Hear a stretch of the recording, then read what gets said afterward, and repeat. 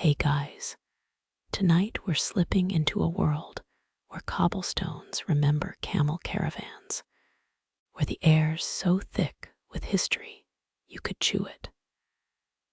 Fair warning, if your sense of direction's worse than a concussed pigeon, you probably won't survive this. So before you get comfortable, take a moment to like the video and subscribe. But only if you genuinely enjoy what I do here. Drop your nearest city and current time in the comments. Let's map whose realities overlapping tonight. Now dim the lights. Maybe turn on a fan for that soft background hum. And let's ease into tonight's journey together. You step beneath a canopy of hanging lanterns, their light dimmed to honey gold by darkness. Glass panes flicker like fireflies trapped in amber, each one hand blown, using techniques older than the Ottoman Empire itself. Fun fact, these markets once sold everything from apricots to actual human teeth. But let's focus on the thrill of not getting pickpocketed. Yeah. The air hums with cardamom and saffron, each breath a ribbon of warmth. Your nostrils flare at the scandal. This much saffron could bought a small village in 16th century Istanbul. A vendor rattles cinnamon sticks like bone dice, her headscarf fluttering as she argues with a man clutching a chicken. Somewhere behind you, a cat's tail flicks against a sack of cumin, releasing a sneeze-inducing cloud. You pivot just in time to see a toddler lunge for a copper urn. The mother's laugh sharp as a mint leaf. Historians still argue whether these stalls closed at sunset or stayed open for Silk Road smugglers. Me, I'm just glad we're not paying taxes in cloves like they did back then. Your sandal sticks to something, probably fig jam from a shattered jar. 3 steps later, you're pretty sure it's donkey glue. A boy dumps hot coals into a brazier, embers skittering across the stones like vengeful beetles. The heat wakes up the scent of roasting pistachios, their shells cracking like distant gunfire. Your stomach growls louder than the lute player tuning up in the corner. Look left. A wool merchant tests fabric by pouring water through it, Ottoman quality control at its finest. Look right. A man dips tiny flags into jars of dye crimson bleeding into navy. Your purse strings tighten instinctively. Good life choice. Because back then, walnut oil cost more than your Netflix subscription. You brush against a tapestry of dubious cleanliness, the woven camels judging you through moth-eaten holes. A hypothesis forms. Half these antique rugs were made last Tuesday. The spice-stained hands of a vendor beckon, his fingers glittering with turmeric. He'll claim his pepper cures everything from gout to grief. An Ottoman-era pyramid scheme. You nod politely, the universal sign for I'm saving my coins for imaginary emergencies. 2 men barrel past carrying a rolled-up carpet. You're 90% sure there's not a body inside. 80%. Funeral parade drums thump somewhere distant. Or is that your own caffeine-deprived heartbeat? The lanterns sway, throwing shadows that twist like dervishes mid-spin. A girl of maybe 7 offers you a clay cup smelling of anise and poor life choices. You wave her off gently, diplomatic immunity for the underage sales force. Real talk. Istanbul's markets once had entire streets just for fez makers. Tonight, the only hats here are dust-laden and suspiciously flea-bitten. You pause beneath a lantern painted with crescent moons, its metal ribs creaking in the breeze. One raindrop plinks against the glass, a silver bead racing downward. The merchant next to you mutters a curse that involves onions and a sultan's mistress. Your sandal peels off the cobblestones again, this time with an audible schluck.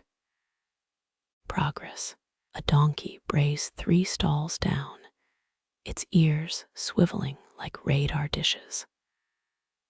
The coppersmith pauses his hammering to chuck a date pit at the beast's flank. You catch a whiff of something vinegary and fermented, definitely not for tourists. They say some lanterns here were made from sheep intestines back in the day.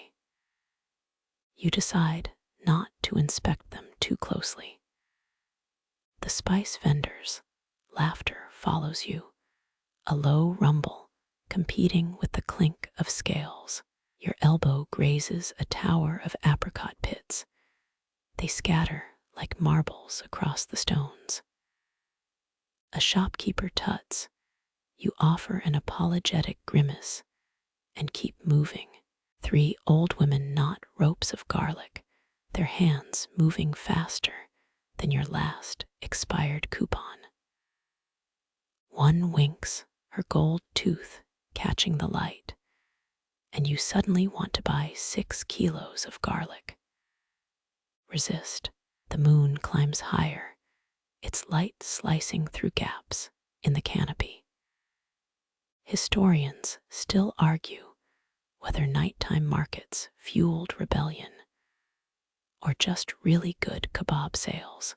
You're here for the ambience and the low-key fear of tripping into a vat of olive brine. A bat skims overhead, its shadow merging with the lattice of lantern light. You count 14 different shades of shadow before giving up. Math was never your desert. Someone's selling love potions in vials that look suspiciously like nail polish. You hum the Sims theme song under your breath, dark urge to test one rising. A toddler shrieks with delight as a hen pecks at her beaded shoe. Parenting goals. Honestly, the coppersmiths start up again, their hammers chanting payday. Payday into the smoky air. You round a corner and freeze. A pyramid of melons blocks the path. They gleam like grenades in the half-light. Play it cool, this isn't your first fruity blockade. The merchant eyes you, his mustache twitching as he names a price. You counteroffer with a shrug. He clutches his chest like you've stabbed his grandmother. Classic. A breeze carries the sour tang of yogurt soup from somewhere uphill. Your stomach betrays you again, a gurgle worthy of palace plumbing. The chicken from earlier struts past, its tail, feathers grazing a stack of prayer beads. Behind you, a gust makes the lanterns shudder for a heartbeat. The whole market holds its breath. Then, a spoon clatters, the world exhales, and you realize you've been gripping a clay jug you definitely didn't buy. Slowly, you set it down between baskets of dried figs. The vendor doesn't notice, too busy arguing about lemon tariffs with a man in sheepskin boots. You sidestep a puddle of something that smells like regret and rosewater. 10 paces ahead, a cat licks its paw atop a sack of lentils, supreme ruler of all it surveys. Your shadow stretches toward it, then splinters against a wall stacked with copper pots. The drums grow louder, or maybe it's just your temples now. You tilt your face upward, lantern light striping your cheeks like war paint. Somewhere beyond the stalls, a nightingale warbles 2 notes that hook under your ribs and pull. The spices cling to your clothes. A souvenir no washing machine will ever conquer. You blink, and the market seems to lean closer, whispering stories in a language of smoke and haggled prices. One more breath, cardamom, molten bronze, the musk of 1,000 unwashed sandals. Then a hand grabs your elbow. You turn as cinnamon spills over a sack's lip. The scent hits like a warm slap. A merchant crouches over the mound. His hands rake through spice, like combing a giant's rust-red beard. Egypt once valued cinnamon more than ivory. Caravans dragged it from Sri Lanka to Cairo on roads paved with mirages. Your fingertip grains a pinch.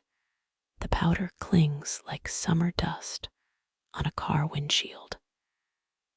13 open bags yawn around him, nutmeg, cumin, cloves spilling into stray pyramids on the rug. A ginger cat slinks past, turmeric-kissed fur glowing in lampglow.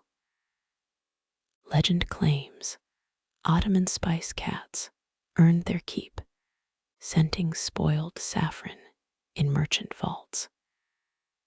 You watch it vanish behind a mountain of pepper pods, leaving golden paw prints that fade like reverse constellations. The merchant glances up, his eyes crease above a face scarf stained with paprika. He murmurs something about 7-year droughts and Indonesian harvests, the math of survival measured in grams per coin. Air thickens between metal scales and burlap, each breath sweet sharp with allspice. You catch yourself inhaling like a vacuum cleaner set to holidays, then sneeze violently. 3 old women pause their haggling. Their laughter rattles copper bracelets as you wipe powdered nutmeg off your cheek.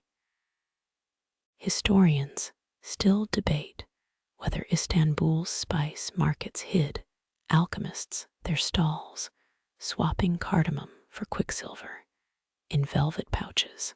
A boy dumps star anise into a mortar wooden pestle crunching like autumn leaves under boot. The merchant offers a sticky date stuffed with Aleppo pepper. Its heat blooms slow as sunset.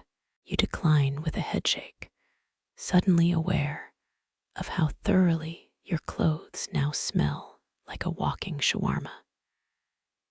Shadows pool where spices meet cobblestones. The cat reappears licking its paw with medicinal precision. Some say medieval thieves swallowed cinnamon sticks to mask poison breath, though that particular fact smells apocryphal. Market folklore clings like fennel seeds in a wool cloak, half true, impossible to fully brush clean. Dusk deepens as you step back, your heel grinding orphaned peppercorns into fleeting perfume. A distant hammer keeps time with your pulse, metal shaping metal in the thickening dark. The hammer song pulls you closer, its metallic heartbeat syncing with your steps. Coppersmiths squat on low stools, their mallets rising and falling like woodpeckers on an iron birch. Ottoman households prized copper for cookware, even sultans ate from tinned bowls to avoid poison's kiss. One artisan flattens a disc. Each strike flares the metal into a shallow blossom. You catch the tang of scorched metal. It mingles with lingering cinnamon in your nostrils. A trio haggles by a stall's shadowed edge, their hands cupped close as prayer.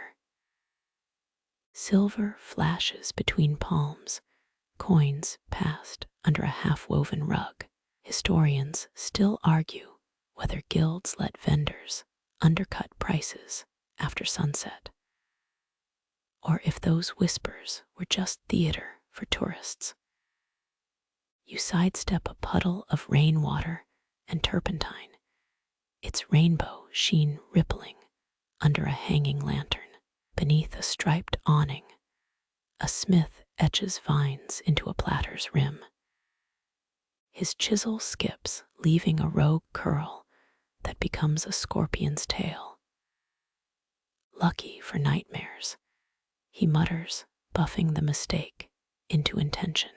Some apprentices hid tiny animals in their designs, an owl for wisdom, a tortoise to curse rivals. You trace the scorpion's curve, wondering if your apartment keys could use more protective glyphs. 3 boys drag a sack of scrap metal, their shoulders dusted with verdigris. A vendor tests a wine jug's ring by flicking it with a fingernail. The ping hangs like a struck bell. Warmer than your mother's voice. Yes, he teases, winking, as you pretend to inspect a lopsided ladle.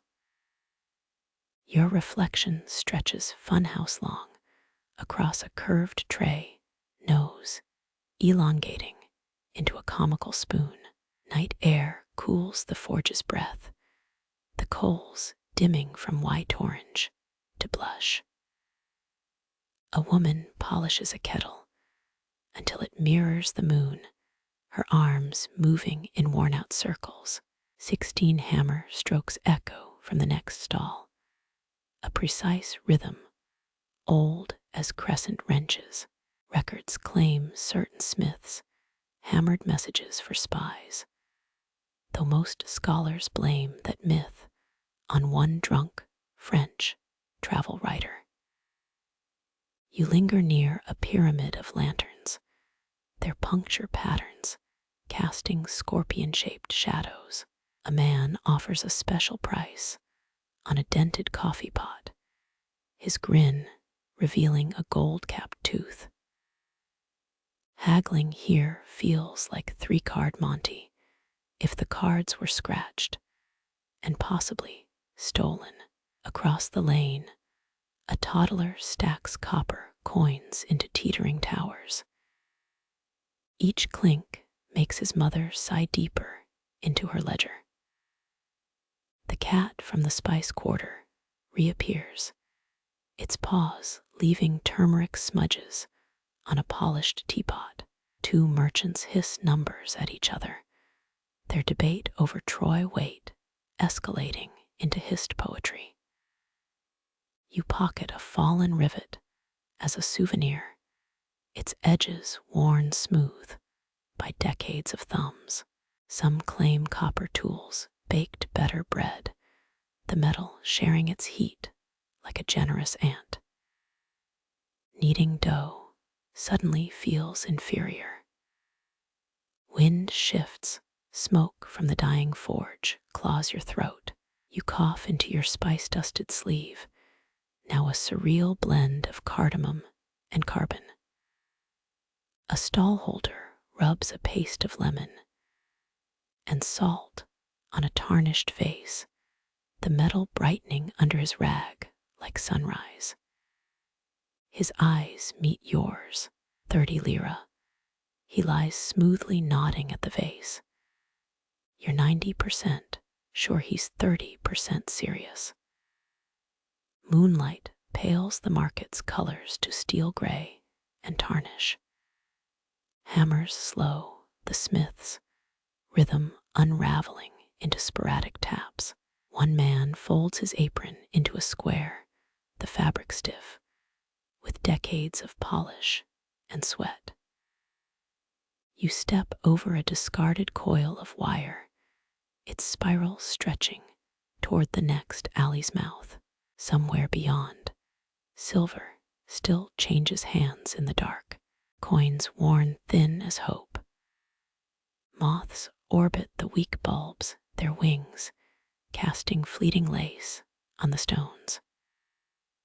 Cobblestones dip underfoot, centuries of footsteps wearing grooves into soft limestone. Ottoman law once required oil lamps every 15 paces, though enforcement was spotty after tax collectors left town.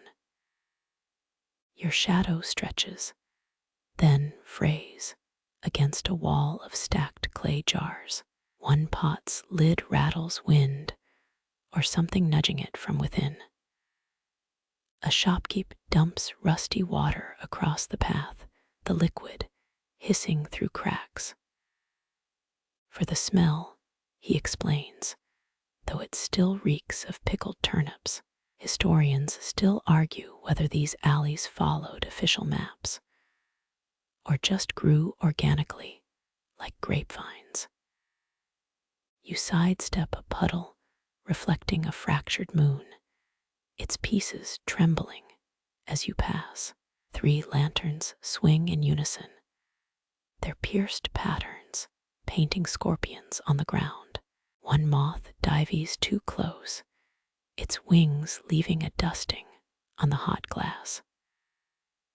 Folklore claims certain moths followed spice roots from India, drawn by cinnamon's ghostly scent.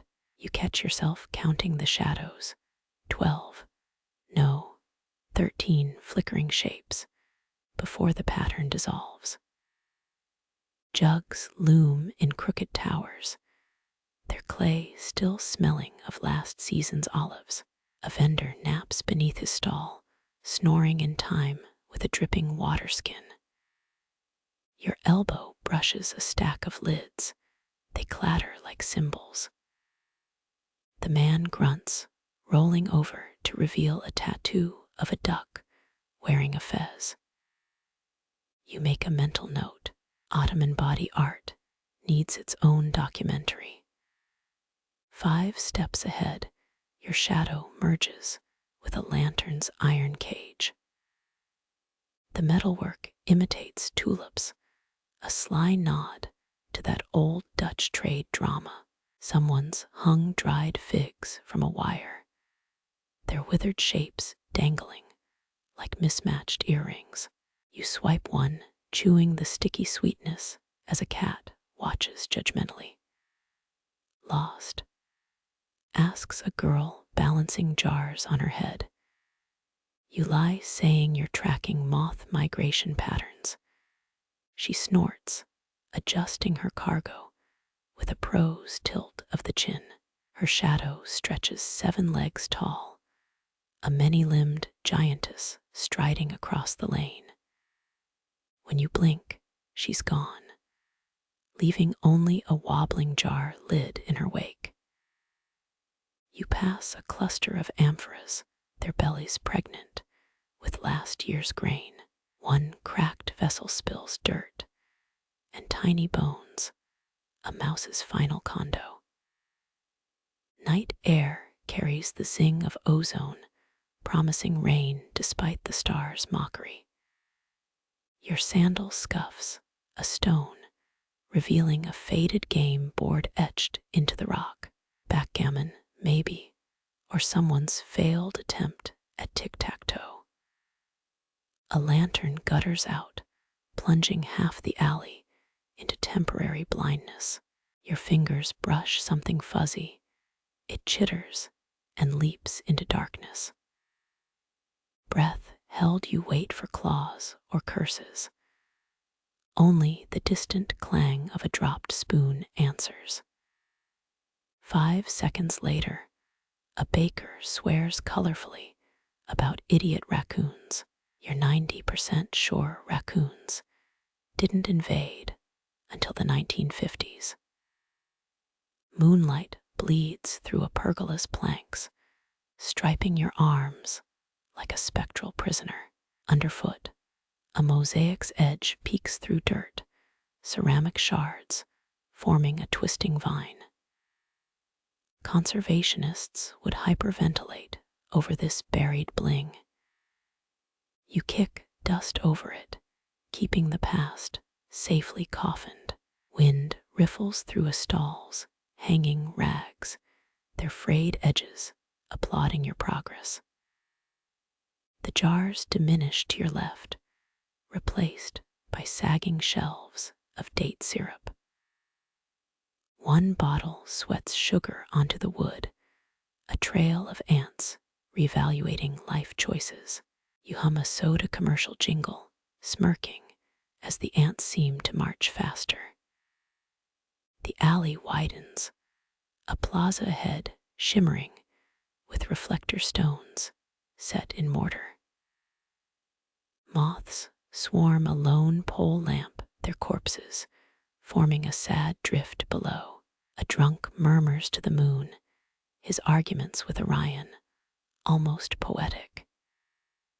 You step over his outstretched legs, his snores sinking with a distant fountain's drip. 3 whirls of shadow surge upward, bats fleeing a rooftop's uncertain footing.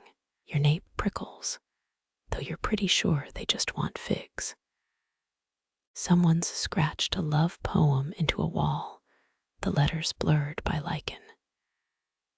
Your teeth outshine the Milky Way, it declares, proving Ottoman romance needed editors. You pause where 2 lantern beams cross, a spotlight for no performers. Even your shadow hesitates, splitting into twin silhouettes with opposing agendas.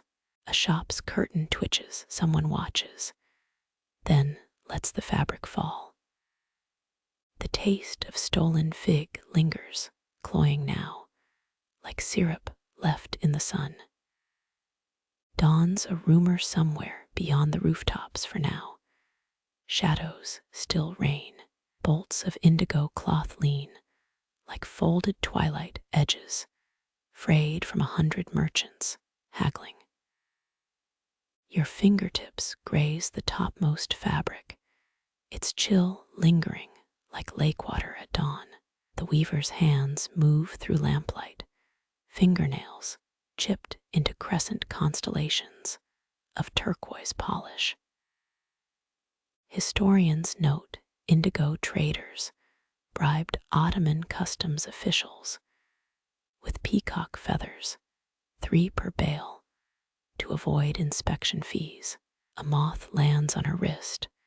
She flicks it off without breaking rhythm. Midnight inventory, she mutters, unrolling a linen scroll thicker than your thumb. The smell hits you, fermented vat stink, masked by juniper burning in a cracked saucer. Archaeologists found 13th century dyers' manuals, praising aged urine for fixing blues, though nobody recreates that particular recipe. She snaps a thread with her teeth, the sound crisper than a whip crack. Feel this, she orders, pressing a swatch to your palm. The weave's so tight it repels dust.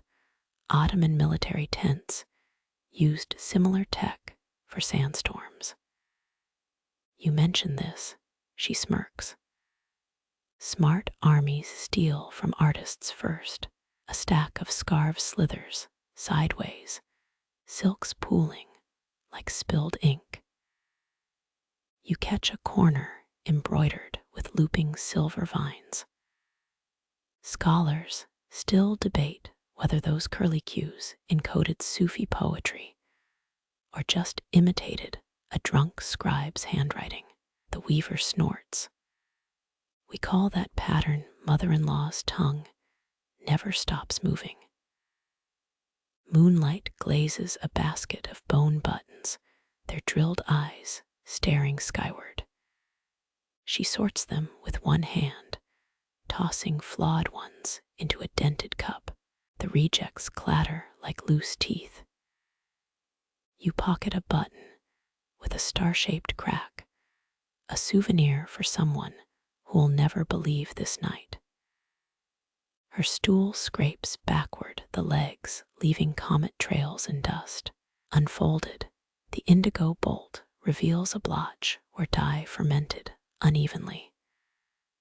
Like a map of the Black Sea, she muses, though it looks more like a bacon stain. Historians would weep. You suggest framing it as abstract art.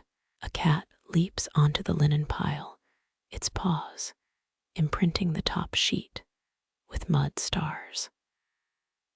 The weaver curses in 3 languages, throwing a wooden spindle at the retreating tail. It's the kind of graceful rage ballerinas should study. Your laugh startles a spider from its web above the counter. She rubs her neck, leaving a cerulean smudge under her ear. 12 years I've supplied the palace, she says, though the current sultan prefers French damask. You nod, pretending not to notice her mending a moth hole in yesterday's fame. Dawn's first grays nibble at the eastern fabrics, turning indigo to bruised lavender. The weaver folds her life's work into a cedar chest, clicking the lock with a sigh. You follow her gaze to the fading stars, their light too thin to die by now. The well's stones radiate daytime heat, even now, like bread left too long in the oven. You sink onto a bench warped by decades of backsides, its grooves cradling you like parental hands. An old man materializes from shadow, his beard, a white bush singed bronze at the tips by decades of pipe smoke. He clears his throat, a sound like gravel rolling downhill. You've walked past cinnamon and copper. Now let your ears feast. He rasps, fingers tapping a rhythm on his knee. Historians agree desert caravans carried Smyrna figs in wax-sealed jars, each trader memorizing routes through dune song and stardrift. The storyteller's voice dips low, describing a caravan master who paid bandits in preserved dates rather than silver. Sweet enough to rot their teeth, he grins, showing his own ivory stump smile and their loyalty. A moth orbits his oil lamp, casting jumpy shadows that dance across his cheekbones. He claims certain dunes hum at full moon, vibrations from ancient battle drums buried beneath the sand. Archaeologists dismissed this until a French team recorded seismic rumblings in 3, still unexplained. You half expect him to wink, but his gaze stays fixed on the middle distance. He pauses, letting you count 4 stars before resuming. The tale twists, a merchant's daughter smuggling silk cocoons in her braids. Scholars still argue whether Ottoman sericulture began with such mischief, or just boring old royal decrees. Your sandal scuffs the stones, releasing a peppercorn trapped there since Section 2's alleyway. The old man sniffs sharply, as if offended by the spice's audacity. Now he leans forward, the part where they cross the salt flats. His description of mirages rivals any psychedelic trip, camels morphing into ship masts, water pools evaporating as listeners gasp. You notice his sandals' curled toes are stuffed with wool, the universal sign of a frugal raconteur. 3 teenagers slouch against the well, pretending not to listen.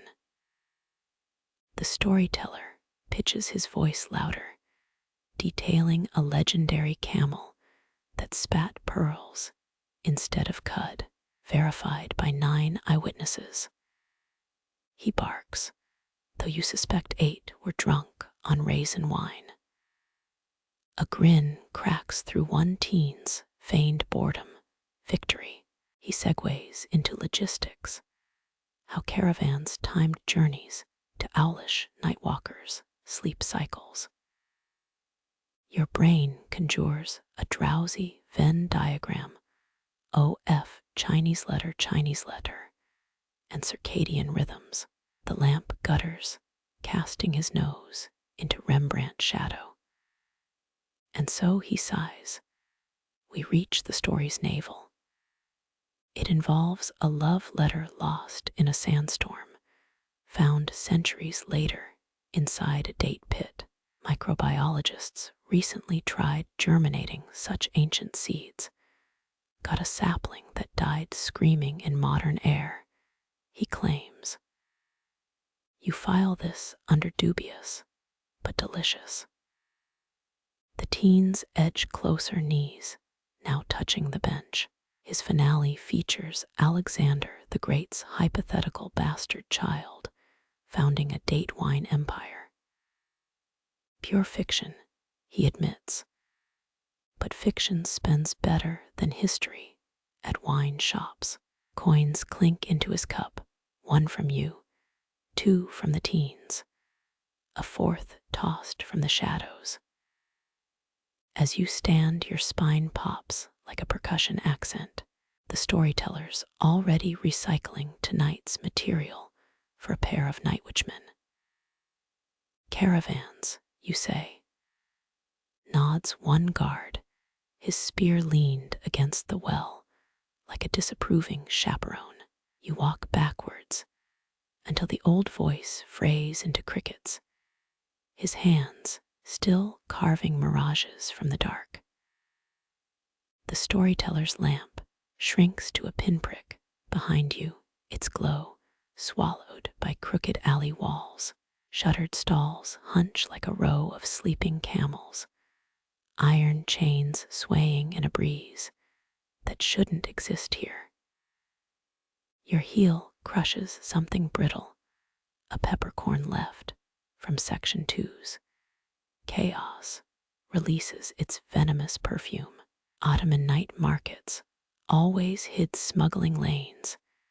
Experts cite guild records of silk routes under cobblestones. A cat yowls 3 stalls down, its protest echoing like a drunkard's lament. You trail fingers along warped wood, splinters snagging on calluses, earned threading carpets back in Section 5. Shadows thicken where 2 alleys cross, a perfect spot for 16th century spice hoarders to stash saffron. Historians still argue whether these nooks were accidents or architectural traps for tax evaders. Your toe nudges a clay shard.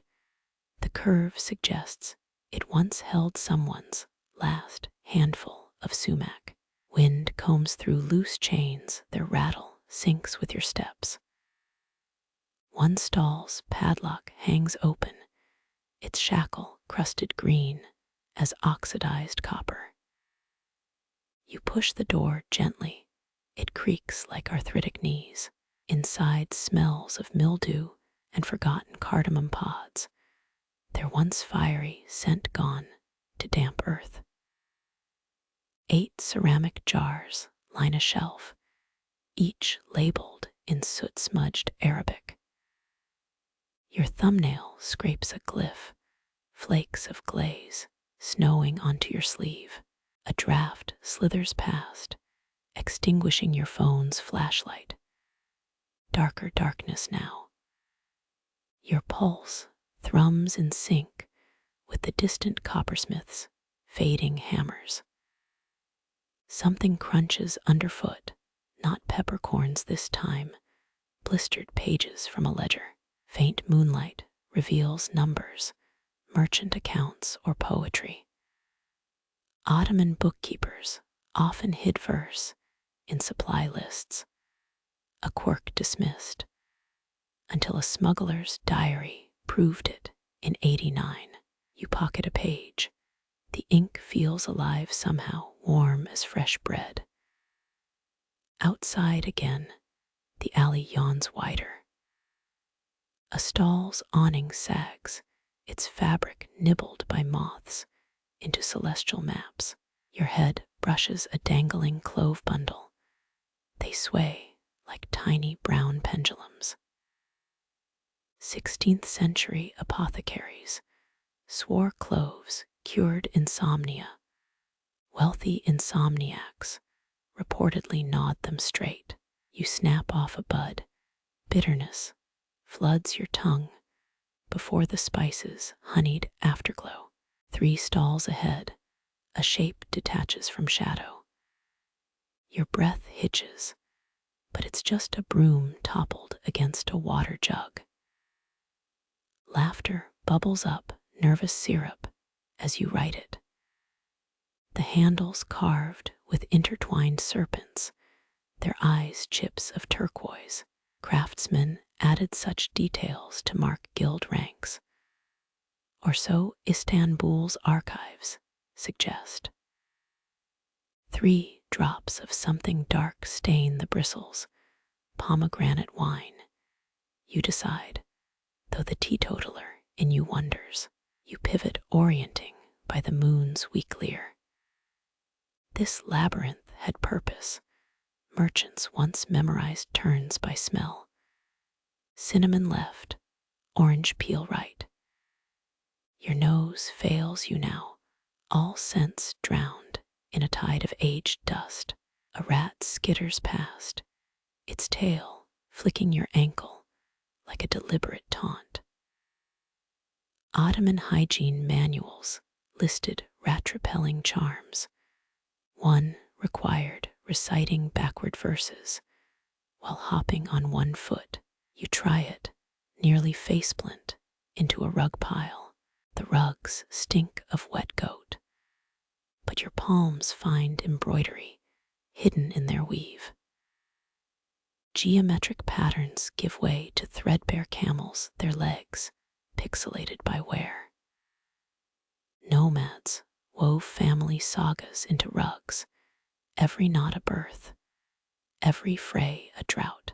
Scholars still parse surviving pieces for hidden biographies, arguing over tea stains versus intentional symbolism. You brush off centuries of grime. A camel's eye winks back, embroidered with what might be real silver. Wind revives, chains clanking a militant beat. Time to retreat. You follow your peppercorn trail back, each crushed sphere releasing a fresh prickle of spice. The final peppercorn lodges in your soul, its heat rising through your shoe like a microsun. The peppercorn's final sting fades as you emerge into a square lit by hanging braziers, coals glowing like drunken fireflies. A boy materializes with a brass tray, steam curling from cups no bigger than tulip buds. Fig and rosehip, he murmurs, porcelain scorching your thumb through faded gilt patterns. Ottoman tea culture only bloomed after 1870, when coffee shortages forced merchants to adopt Chinese leaves. Your thumb protests, but that first sip floods your throat with smoked apricot and forgiveness.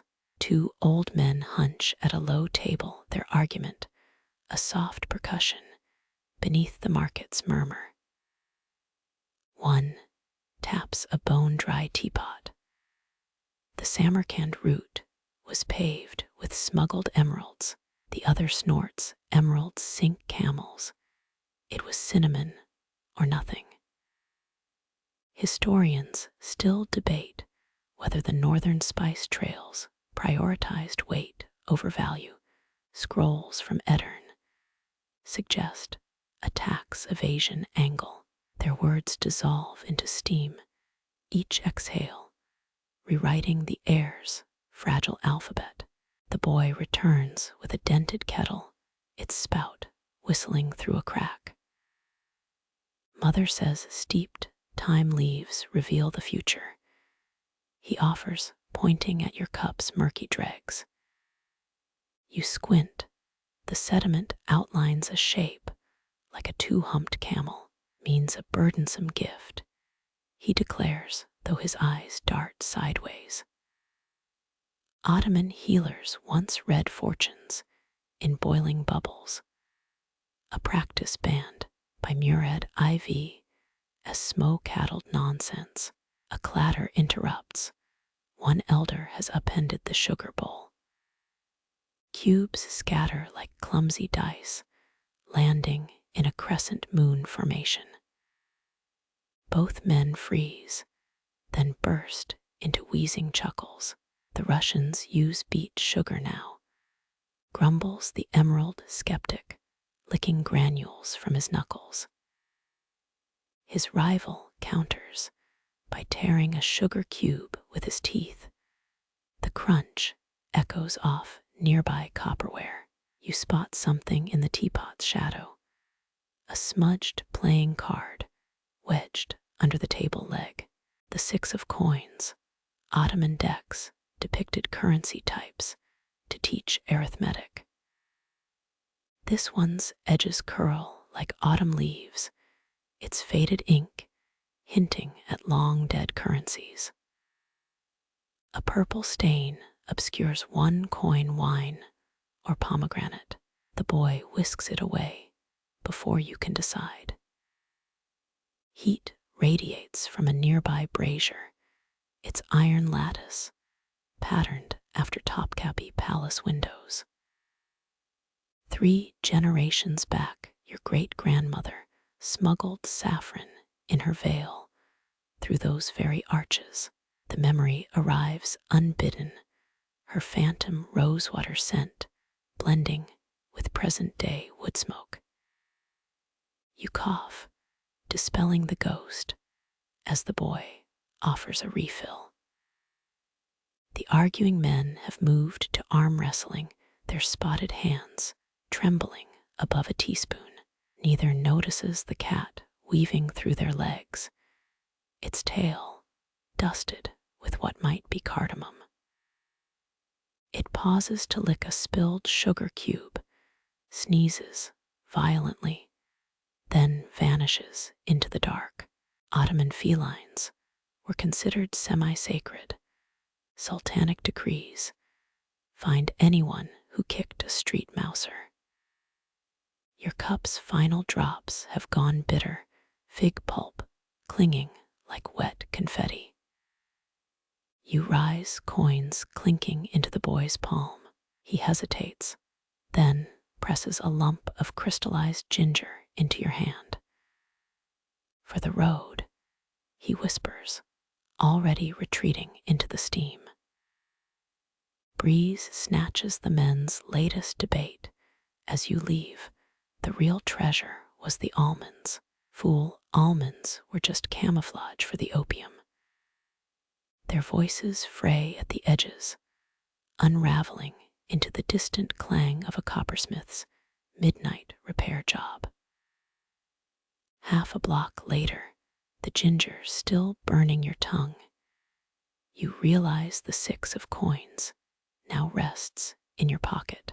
Its edges dig into your thigh, a forgotten detail lodged like a splinter. Ottoman playing cards rarely survived childhood, too often repurposed as kindling or love notes. You let it stay, a smuggled secret warming against your skin. Heat presses like a drowsy cat against your shins as you near the alley's end, its source hidden behind a sweating brick wall. You flatten your palm. The stones hum with trapped desert sunlight centuries old. Ottoman bakers once worked night shifts to avoid noon's glare, their vaulted ovens fueled by apricot pits and figwood. A yeast-scented sigh escapes through cracks, the breath of dough expanding in the dark. The wall wears a mosaic of handprints, generations of midnight bakers testing the heat. One tile depicts a donkey balancing bread rolls, a guild emblem band after Mahmud II accused bakers of dough-based espionage. You press your own hand, fingers slotting into ghostly indentations. Warmth climbs your wrist, Granddad's rye loaf crackling in your childhood kitchen. His secret, a pinch of crushed mastic resin stolen from a Cyprus-bound merchant. A clang makes you jump. A copper tray plummets from an upper window. It spins like a Sufi dancer before clattering onto cobblestones. The culprit, a freckled arm yanks shut a shutter too quick to spot more than flour-dusted fingernails. 18 layers of phyllo flutter down, caught midair by a grinning stray dog. Ottoman pastry chefs guarded their layer counts closer than harem jewels.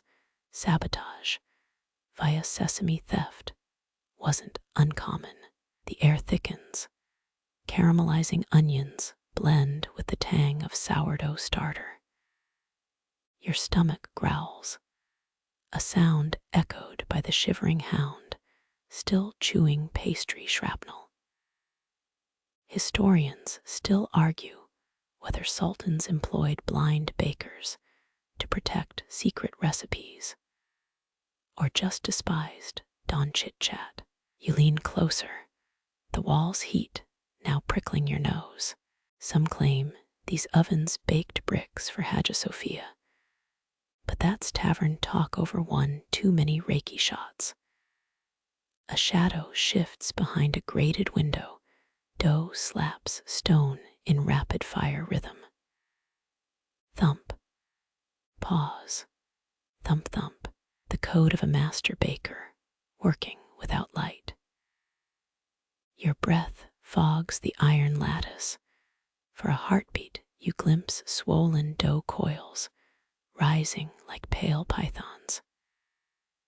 6 wooden pegs protrude from the wall, each notched with symbols. One holds a crudely carved bird, the others dangle red yarn knots. Bread tokens. Love charms. You'll never know, the dog's whine snaps you back. The hound noses a crust poking from the wall, burnt edges glowing amber in the dark. You snap it free. The bread's underside bears a faint stamp. 2 crescent moons back to back, the mark of Edirne's wartime bakeries. Legends say they fortified dough with ground walnut shells during sieges, rendering loaves edible and catapult-ready. You break off a piece. The dog's tail thumps approval as it crunches brackish crumbs. Heat spikes. Someone's opened the oven's iron mouth. Embers spit stories into the alley, a lifetime of burnt fingertips and stolen kisses. Your nape prickles. 99 generations of flour motes float in this air. The dog sneezes, a powdered sugar explosion from its snout. Ottoman sweetbreads contained actual gold leaf during royal births, a digestive hazard the palace physicians called gilded indigestion. Footsteps approach, soft as sifted flour. You press into the wall's shadow. A boy strides past clutching a burlap sack. It bleeds poppy seeds, tiny black tears marking his path. His sandals kick up flower ghosts. They swirl like dervishes before settling on your sleeves. The dog trots after him, a traitor for a better meal ticket. Alone again, you press coins to the wall. Ottoman bakers buried payment in dough as tribute to Tanner, a hearth deity forgotten by all but oven builders. The bricks devour your liras, swallowing copper with a metallic sigh. A minute passes, then a steaming flatbread slides from a crevice. Blistered and perfect, its surface blushes shades of sunset. You bite, molten cheese sears your tongue. A woman's laugh trickles down high and bright as a copper kettle's whistle. The shutter cracks, 2 flour-caked hands adjust a flute chain. She hums, the same lullaby your grandmother crooned while kneading holiday challah. The melody warps, notes curdling as smoke engulfs her silhouette. When the air clears, the window stands empty. Only the chain sways, its links clicking like misplaced rosary beads. Dawn's first bruise purples the eastern sky, the baker's hour ending. You lick cheese grease from your thumb, the dog's hopeful eyes reflected in a puddle. 2 streets over, a shutter rolls up with a thunderous clatter. The market's heartbeat quickens. But here, the wall cools, its 1,000 handprints fading from crimson to gray. The flatbread's last bite sticks in your throat, salted butter and nostalgia. You pocket the poppy seed trail, 23 steps to the next crossroads, where heat lamps already beckon. The dog whines, pawing at the now silent oven wall. Maybe tomorrow, you whisper, though you both know tomorrow bakes fresh lies. Footsteps echo from the alley. A man in a flour-caked apron shakes out a rug. Centuries of burnt crusts cascade, black snow settling on the cobbles. He spots you, nods to the wall's pegs. The carved bird now perches upside down, its beak pointing toward the docks. A warning, an invitation. Before you can ask, he disappears, taking the dawn's last shadows with him. Your palm tingles, the wall's heat imprinted like a brand. Some claim these stones memorized every hand that touched them, archives written in salt and scorch marks. You flex your fingers, a ghostly handprint glowing faintly before dissolving. The dog barks, a sharp punctuation to the market's waking murmur. When you glance back, the oven wall stares blankly, its secrets folded into tomorrow's dough. The plaza breathes wet stone and oxidized copper. Each step releases a sigh from moss-choked cracks. You halt where moonlight fractures on water, your shadow merging with 1,000 rippled wishes. Ottoman caretakers once dredged these basins for alms. Every Ramadan, coins redistributed as bread money for the poor. Now, the fountain hoards decades of hope, discs fused into a coral-like crust. A 1980s lyre winks beside a Saudi halala minted during the oil embargo. A child's sandal slaps stone. Their sprint sends 3 coins skipping across the water. 2 sink immediately. The third bounces off a lion's snout before vanishing. Historians still argue whether the coin toss ritual began with Byzantine sailors or imitated Rome's Trevi fountain long after its fall. You crouch, fingertips brushing a British penny struck during Elizabeth II's coronation.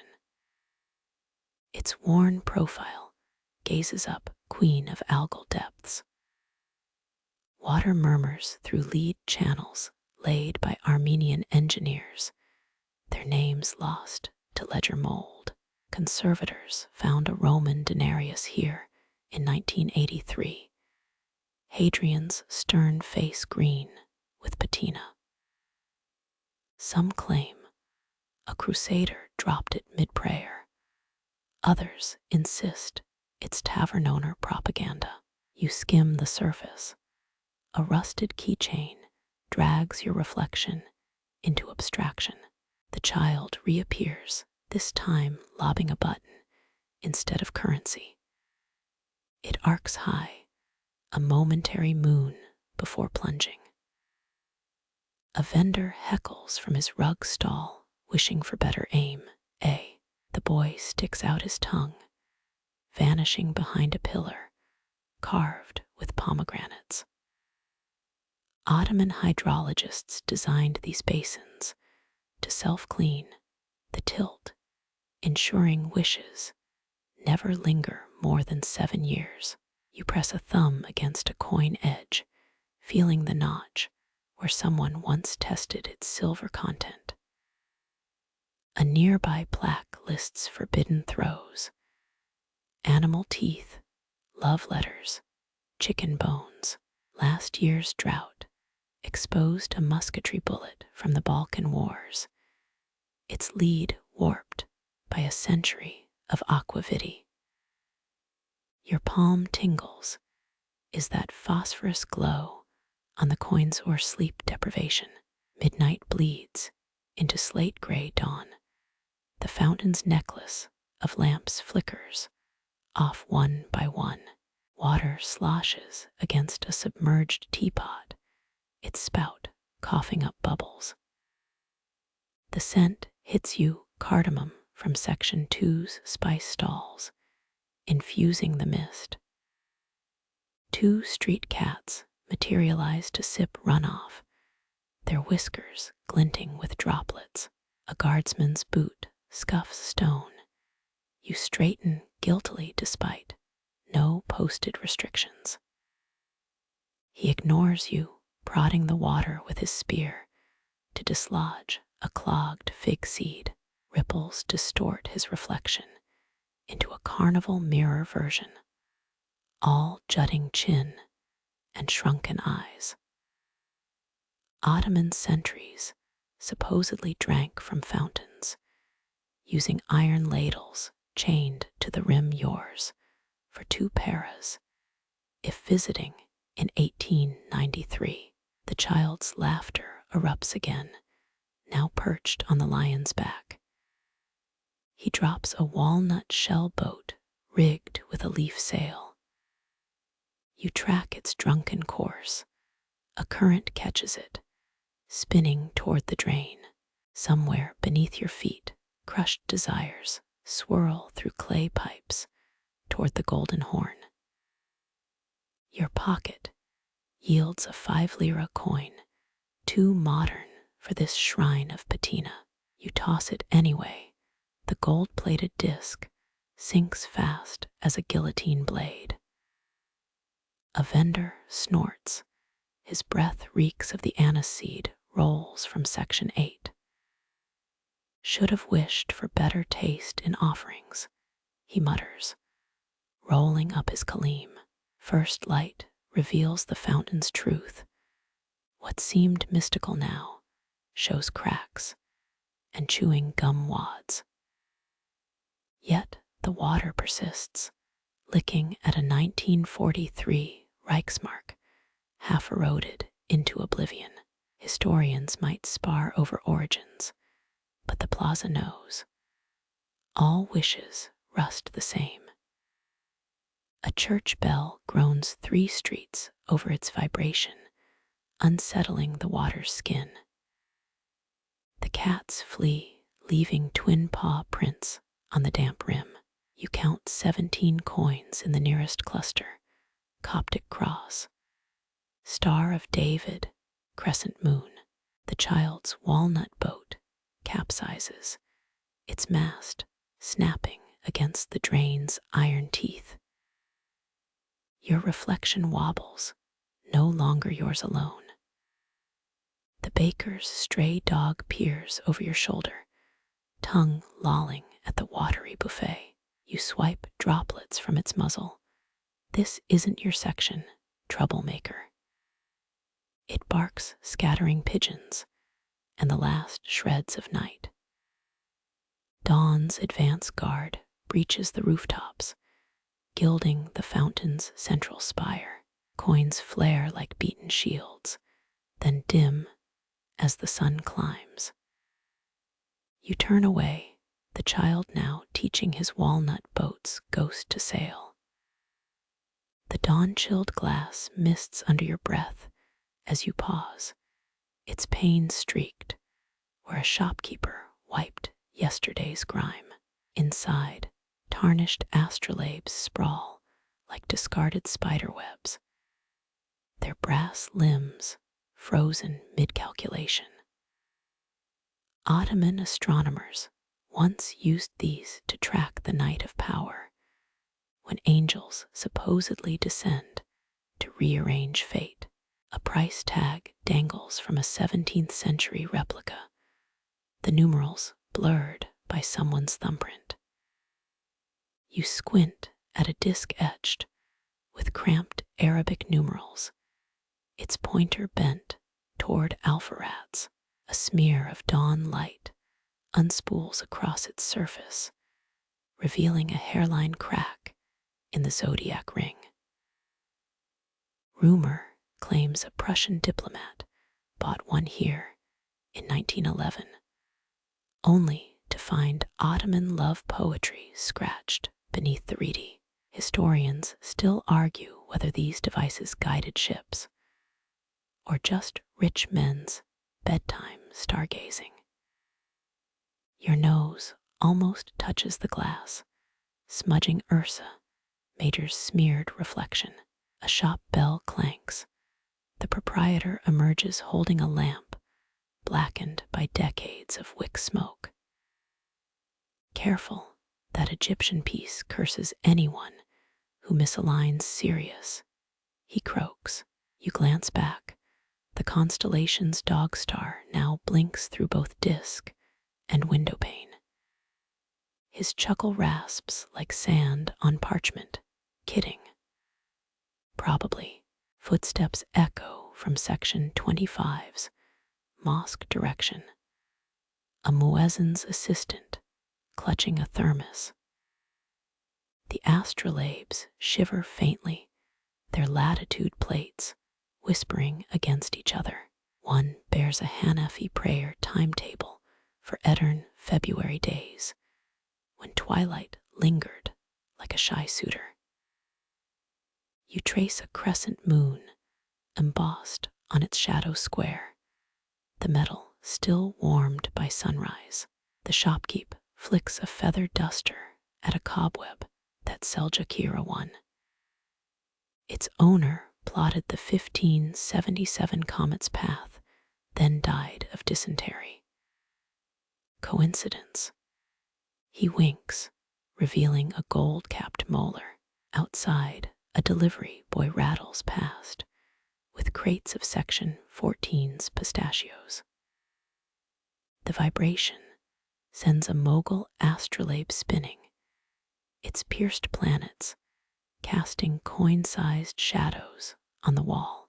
You lean closer, spotting a moth cocoon wedged in a Gemini engraving. Restorations pending, mutters the shopkeep, plucking a sesame seed from his beard. Come back Thursday. They clean up nice after lunchtime Reiki. A stray sunbeam ignites a stellarium's silvered orb for 3 seconds, Your face swims among the Andromeda constellation. The assistant muezzin pauses to retie his shoe, thermos sloshing with Section 8's cardamom tea. His phone buzzes. A tinny pop song ruptures the astrolabe's silence. The shopkeep scowls. You want history. Find me afternoon. Bring cash. He retreats, lamp swinging wild, shadows over a box labeled fragile, spheres of ARAGO. Outside, the mosque's first dusty sparrow alights on a gutter. Your thumb rubs the glass. A greasy streak reveals Leo's claws gripping a latitude plate. Dawn proper arrives. The astrolabes dim from gold to murky bronze. Somewhere in the back room, a drawer slams, followed by the unmistakable glug of someone fortifying themselves. You step back. Your doubled reflection merges with the celestial grid. Ursa Major's smudged snout presses against your left eye, a bear biting its own ghost. A truck honks 4 blocks over echoes, smashing the spell. The shopkeep reemerges, now holding a biscuit tin labeled cheap PARTS. He pries it open, dozen. Corroded declination rings tumble out. Mamluk.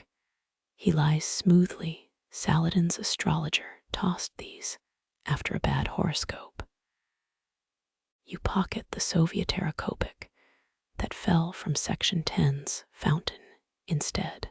Across the street, a stray dog lifts its leg on a stack of Section 24's unclaimed boots. The muezzin's final pre-dawn cough rattles windows. The astrolabes hum in sympathy.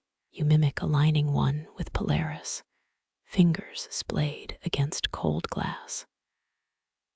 The shopkeep scrapes a thumbnail across a price sticker for you friendship discount. 10% off cursed items. Sunlight bleaches the display. Brillo box 18. 38. 2024. 0708. The tannin stench hits first, vinegar sharp and earthy as a wet saddlebag. You pass under a sagging awning, needles clicking like insect mandibles in the gloom. 4 leatherworkers hunch over low tables, their fingers darting between awls and waxed thread.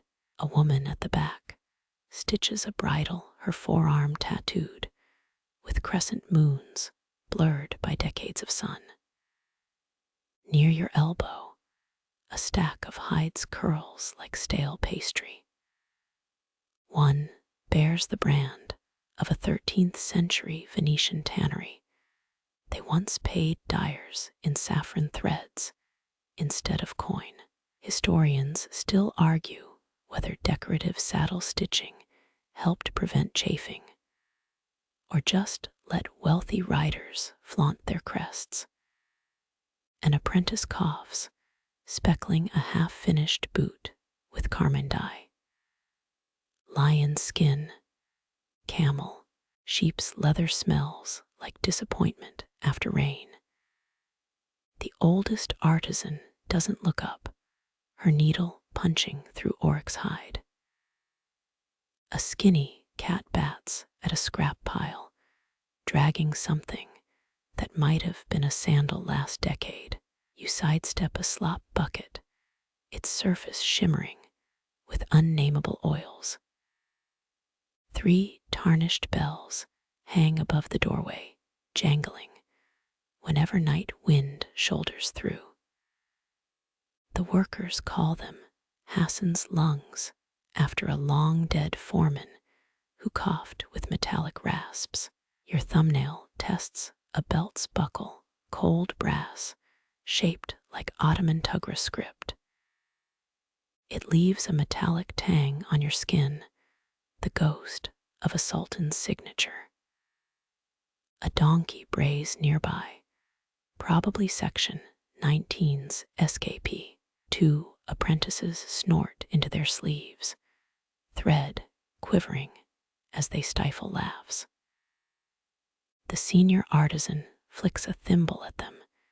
It pings off an alembic flask, crusted with glue. Medieval bookbinders swore by sturgeon bladder adhesive. This batch just smells like dead fish. You run a hand over a saddle frame, its wooden skeleton jutting like fossilized ribs, the seat's padding gapes, stuffing spilling out in woolen tongues. Some claim Mongol riders lined their saddles with felted wolf hair for luck or flea deterrence. But try finding wolf in a craft guild inventory. Your shadow falls across a die ledger, entries smudged by indigo-stained thumbs. October 12th, raspberry hue for Agha's daughter's cushions. Client complained it looked insufficiently virginal. November 3rd, 12 yards blackened for the judge's morning tabard, surcharge, added for wife's tears, staining samples. A fly lands on your wrist, wings, glittering with copper dust from Section 3. You blow it toward a suspended hide. Sunlight, suddenly revealing a bullet hole patched with hareskin. The artisan notices your gaze. French rifle, 1920s. Good story, bad aim. She spits into a charcoal brazier. The sizzle makes the cat bolt.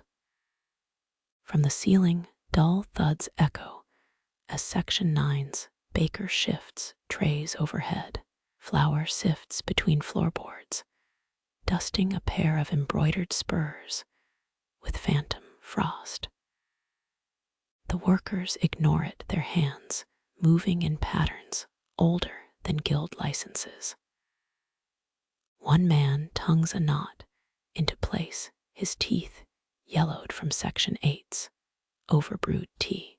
He nods at your shoes, Italian soles. They'll split by Ramadan. You glance down, mud from Section 23's bargaining plaza still clings to the seams. The senior artisan mutters in Turkish, something about tourists and uncured hides. A commotion outside, the donkey reappears, trailing a shredded rope. It lunges for a hanging goatskin, wrinkled lips grazing the edge, before getting thwacked with a yardstick. The workers howl, a rare break in concentration. You pocket the price list. You weren't supposed to see. Genuine Mamluk belt, 500 lira. Fake Mamluk belt, 500 lira. 3 o'clock sun warps the glue pot, its bubbles bulging like frog eyes. You picture Renaissance merchants haggling over Constantinople's leather dyes so vibrant they allegedly blinded 3 Genoese inspectors.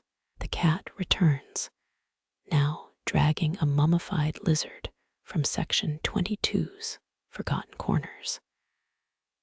As you leave, a breeze flaps the awning. The bells cough out a discordant triad. Behind you, needles resume their dry cadence, 1, 2, 3 stitches tighter than a miser's purse. Somewhere beyond the market, a motorcycle backfires. The workers don't flinch, their palms smoothed raw as the hides they sculpt. The motorcycle's snarl fades behind you, replaced by cloth whispering against cloth. You wedge between stalls, so tight your shoulders nudge bolts of fabric, canvas rough as a sailor's palm. Moonlight sieves through tarpaulins, The Ottoman market code required gaps for night watchmen's lanterns, or maybe roofers just hated trigonometry. A donkey brays in the distance, muffled this time, like someone stuffed its snout with apricots. Superstition claims beasts quieted at moonrise bring luck, though that's usually merchants justifying cheap feed. Your sleeve snags on a nail, ripping free, with a sound like Velcro invented by angry spiders. Wool blankets sag overhead, dyed indigo with urine-aged pigments. Historians still argue whether caravan drivers muffled animals with wool to avoid bandits, or just recycled moldy bedding. You inhale lint and cumin, sneeze into your elbow. 3 stalls down, a merchant's snores sync with creaking ropes. You sidestep a puddle shimmering with leaked sesame oil, your reflection warping like a melted candle. Someone's laundry line droops, faded long johns grazing your ear. Renaissance diplomats wrote scrolls about Ottoman market labyrinths. A tour guide drones beyond the canvas wall. His group's footsteps plod toward section 23's bronze charms. Fabric sways, revealing a sliver of sky. The moon hangs low now, a tarnished Ottoman axe coin forgotten in God's purse. Your hip bumps a stack of folded kaleems. They exhale dust, smelling of sheep and diesel. A 1920s travelogue swore some Anatolian weavers spun thread with opium for supreme tensile strength. A tea light gutters in an alcove, its glow catching a child's chalk drawing on crate wood. Stick figures haggle over a goat, its ballooned utter larger than the sun. You trace the price tag, someone's scribbled 15 lira over the artist's signature. The passage forks, left smelling of wet hemp, right reeking of overripe melons. You choose the third option, ducking under a flap into thicker darkness. Rats skitter ahead, their claws ticking like an unwound pocket watch. Seljuk trade logs mention cats paid in smoked carp to patrol these alleys, but tonight's mousers seem delinquent. Your shin meets a hidden basket, its contents clink like smuggled church bells. Peeking inside reveals dented tin cups, 18 of them, buried under fig leaves. A hammam attendant's loot. A coffee seller's reparations. The answer curdles in tomorrow's hangover. From above, a moth dive bombs your forehead. You swat at air. It escapes into the belly of a patched canopy.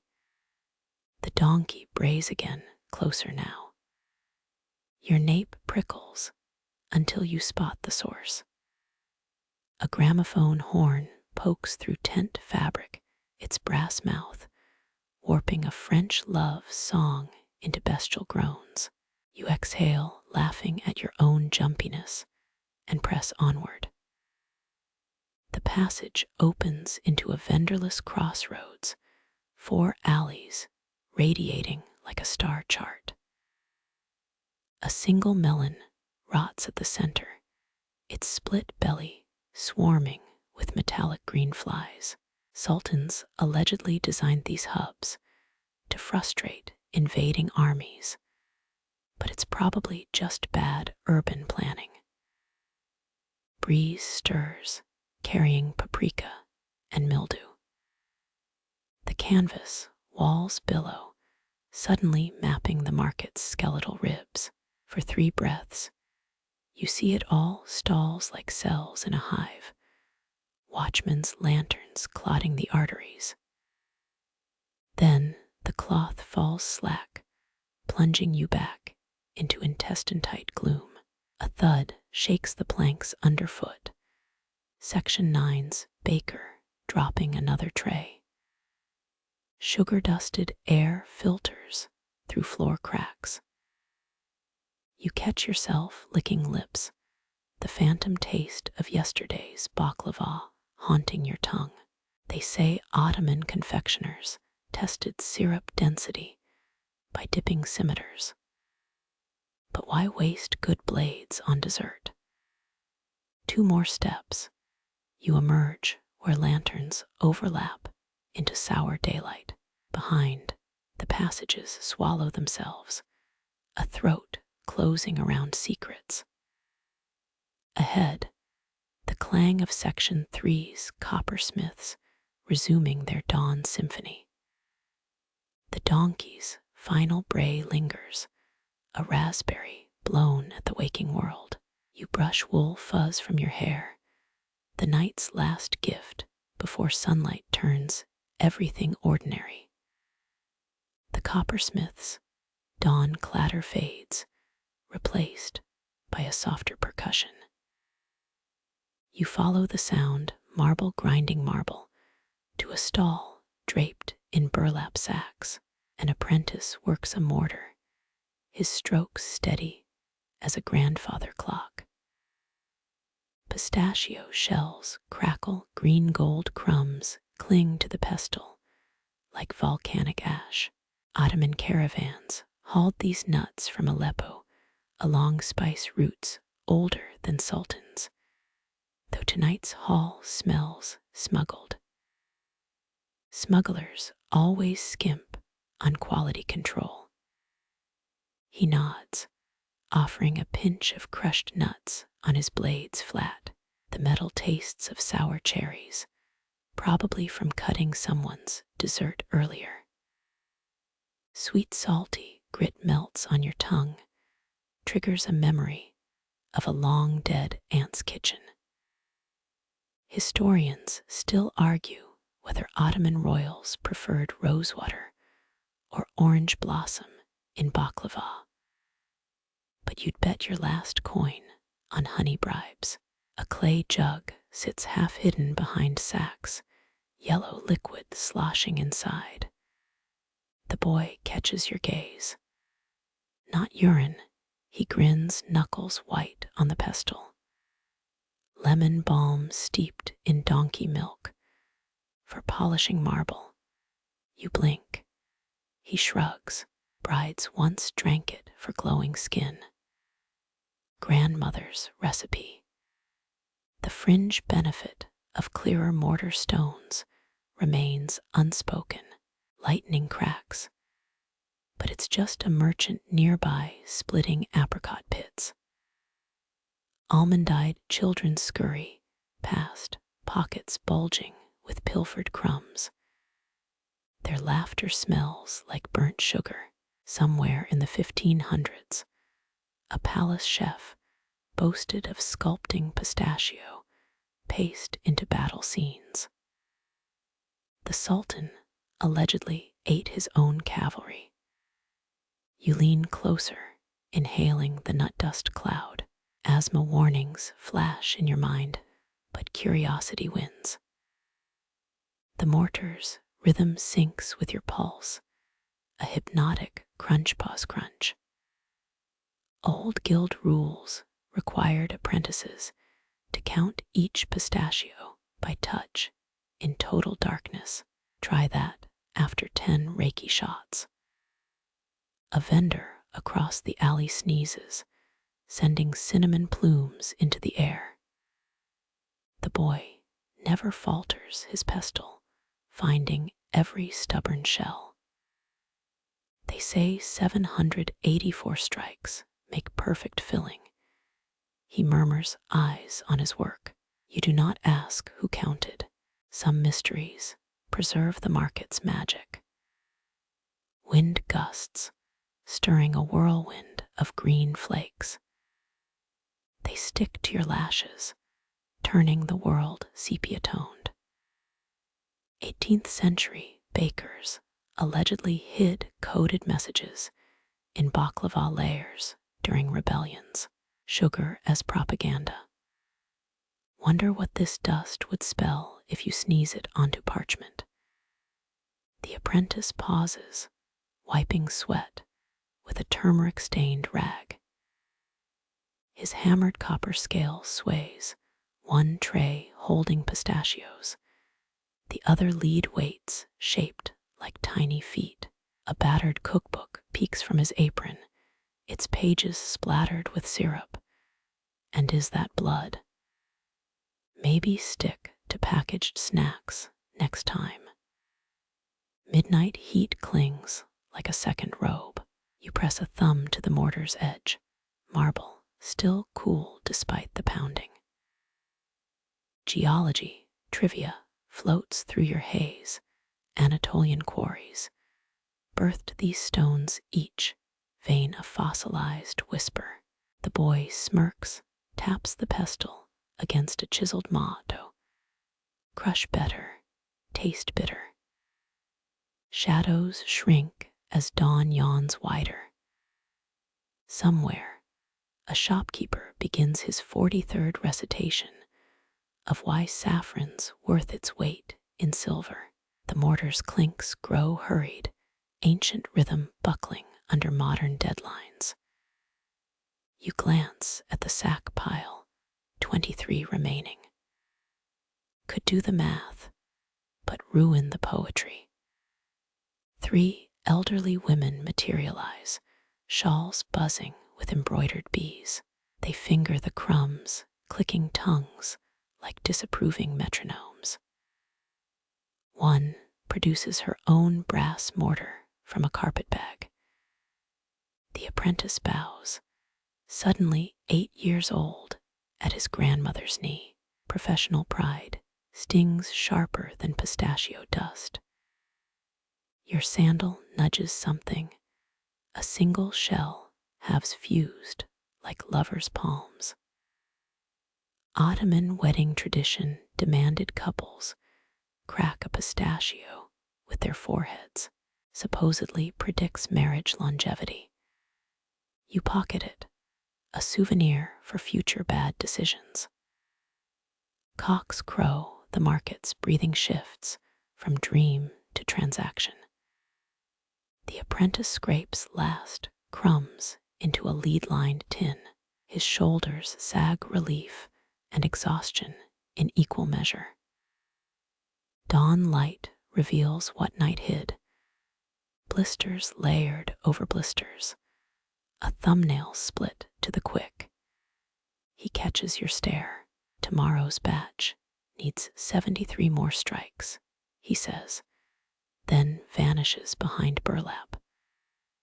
You linger, toenails rimmed with emerald powder. Across the awakening market, a baker slides fresh trays into ovens. The scent of phyllo and remorse follows you out, your teeth already aching for sweetness, unmet. The guards, lanterns carve holes in the creeping dawn, 3 blurs of sulfur yellow, wobbling on spear shafts. Their chainmail hisses like a nest of irritated snakes. Ottoman-era road taxes required copper coins, stamped with the Sultan's profile. Though you've seen merchants use those faces for target practice with date pits. One guard yawns, revealing a molar capped with gold. Dental archaeology. Wasn't this personal back in history class? Their shadows merge into a 6-legged beast stretching across cobblestones. You sidestep its claws, heel, catching on a rusted hinge buried in dust. 17th century janissaries once guarded this crossroads with flintlocks. But tonight's sentries wield something worse: bureaucratic boredom. A ledger dangles from one's belt, pages swollen with rainwater stains. Imagine the receipts stuck to Abdullah the spice seller's sandal last Tuesday. Wind plucks at their old beards, strands catching lantern light like spider silk. Their eyes glide over you, pausing at your dust-caked hem. A 2014 dig near Edirne unearthed over 80 pairs of shackles under similar crossroads. Coincidence? The Ottoman judicial system remains interpretive. One guard shifts, his lamellar armor clinking like a wind chime made of spoons. You catch a whiff of fermented barley bread, the Janissary's traditional ration. Modern reenactors claim it tastes like rye bread marinated in gym socks. The guard belches softly, case closed, their circle parts just enough for passage, lanterns deliberately angled to blind.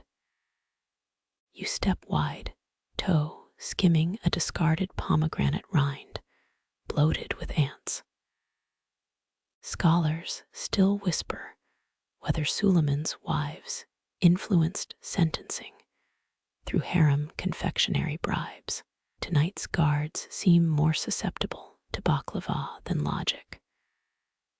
The tallest spits, a brown arc splattering near your shadow's knee. His lip curls at your hesitation.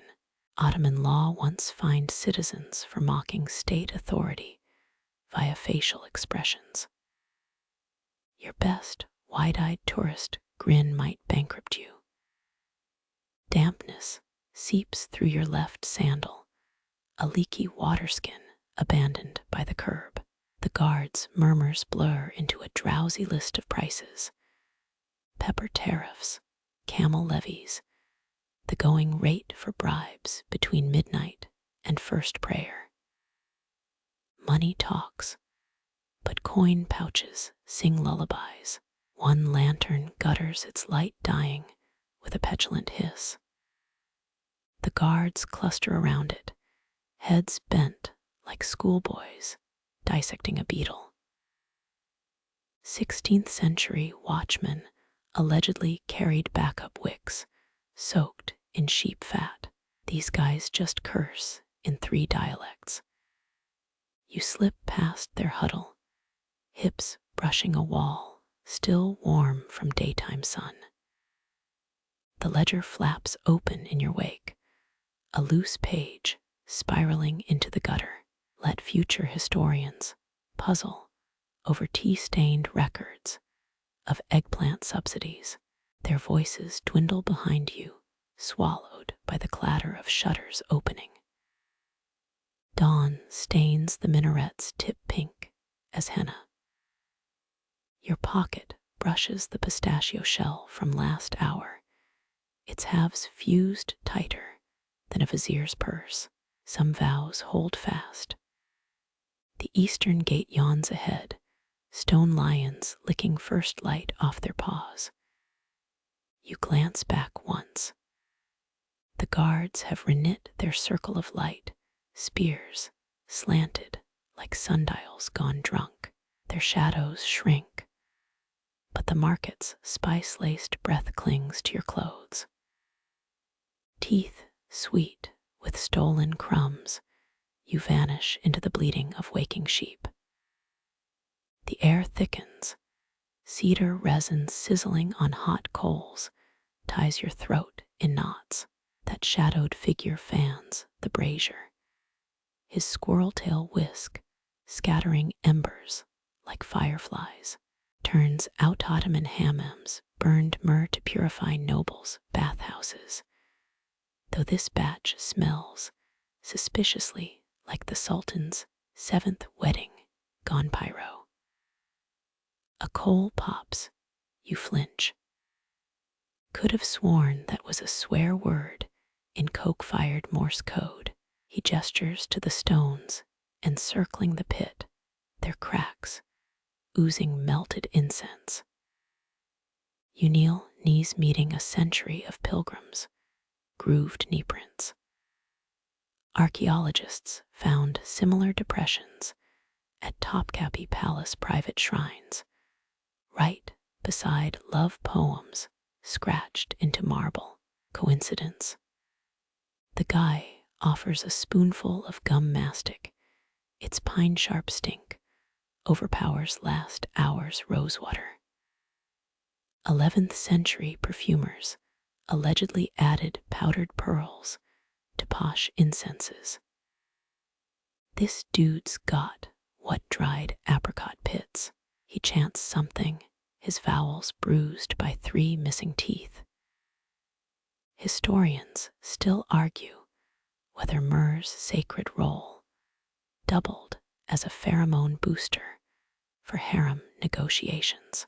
Tonight's holy fog stings like bad cologne and regret.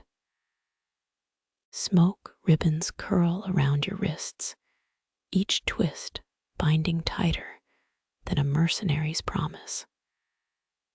Your left sandal sticks to the floor, trapped by decades of dribbled resin.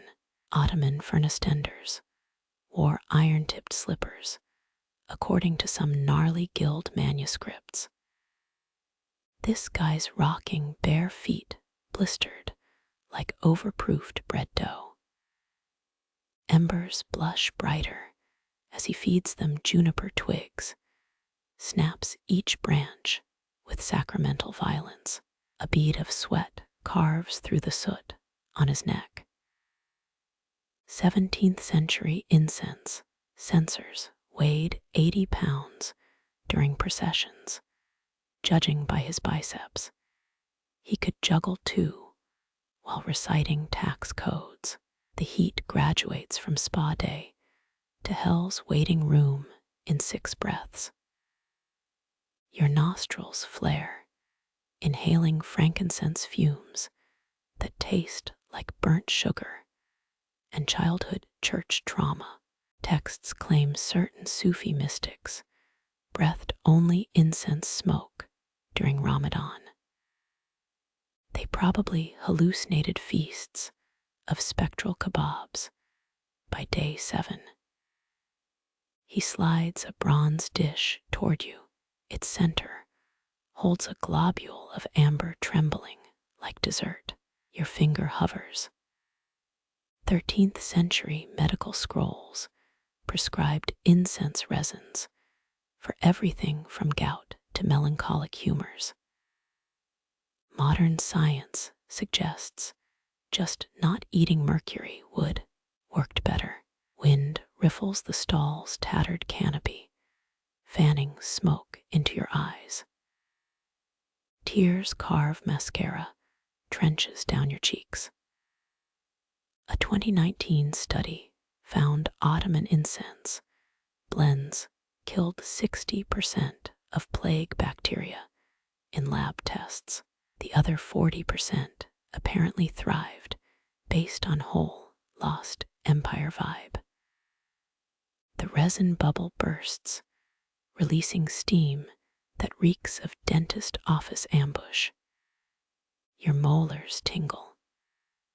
The fan stills, coals dimming to sulk behind veils of ash. Somewhere beyond the haze, a rooster's croak mocks your attempt at transcendence. The figure shrugs palms up, as if to say, what did you expect? Miracles. Dawn bleeds through gaps in the awning, striping the brazier's carcass with timid light. You stand, resin strings stretching from your hem to the floor like edible spider silk.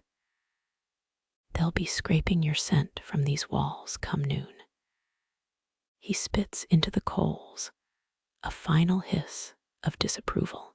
The last smoke tendril hooks your ankle as you retreat, a half-hearted pact dissolving in sunlight. Your stolen pistachio shell hums in your pocket its salt, outlasting even holy fumes. Market noises swell, the clang of a coffee grinder, some donkey's indignant bray. You glance back once. the incense keeper's already relighting his pile, flame reflecting in eyes polished black by decades of watching fools chase serenity through smoke. The market's metallic clatter fades. You turn a corner into silence, thick as vat sludge. A stone trough squats ahead, indigo liquid lazily devouring daylight. Stained paddles lean against its side like exhausted sentries, their handles chewed by decades of grip. Ottoman dyers used sheep urine to fix blue hues in wool, judging by the bouquet. This batch aged nicely. Your shadow stretches across the surface, ripples warping your silhouette into a wobbly ghost. That lone sock floats belly up, faded toes wriggling in the brew like pale bait. Historians still argue whether sultans banned crimson dye for anyone but their favorite concubines. Right now, you'd kill for anything not blue. You dip a stick, stirring constellations into the muck. 14th century guild rules demanded 7 stirs per clockwise rotation. This sludge defies physics, swirls moving both directions like argumentative eels. A bubble surfaces, bursts leaving a stain shaped like Anatolia. Coincidence or commentary? The vat ain't telling. Your palm skims the rim, gritty residue clinging like expired glitter. Restoration crews found similar vats buried under Istanbul tram lines, their indigo still vibrant after 6 centuries. This one's probably younger, just worse at self-care. A rusted pulley dangles overhead, its hook toothless as a grandmother's smile. The sock drifts closer, revealing a constellation of holes. You grimace. Either someone abandoned laundry mid-soak, or this is performance art. Texts mention dyers, apprentices losing fingers in vats during night shifts. Hope that sock's not their final flag of surrender. Laughter trickles from a curtained window above, children's voices sharp as new needles. Their mother scolds in rapid Turkish, syllables clattering like dye bottles knocked off a shelf. You pretend not to spy a tiny hand, flinging something blue into the alley. The projectile plops, a rubber duck now sailing the indigo sea. Dye creeps up the duck's beak, a slow-motion smurfification. Ottoman mariners believed indigo repelled sea monsters. Too bad this captain's facing textile demons. You fish it out, your thumbprint staining yellow where paint resists. The duck grins stupidly. You name him Sinan, after the empire's chief architect may. He fare better than most landmarks. Sunlight slants through a broken roof tile, spotlighting particles swirling like angry sapphire gnats. 17 no, 18 flies float belly up in the shallows. Natural selection meets poor life choices. You flick a pebble, waves erase the insect graveyard. Vanitas paintings got nothing on Ottoman dye pits.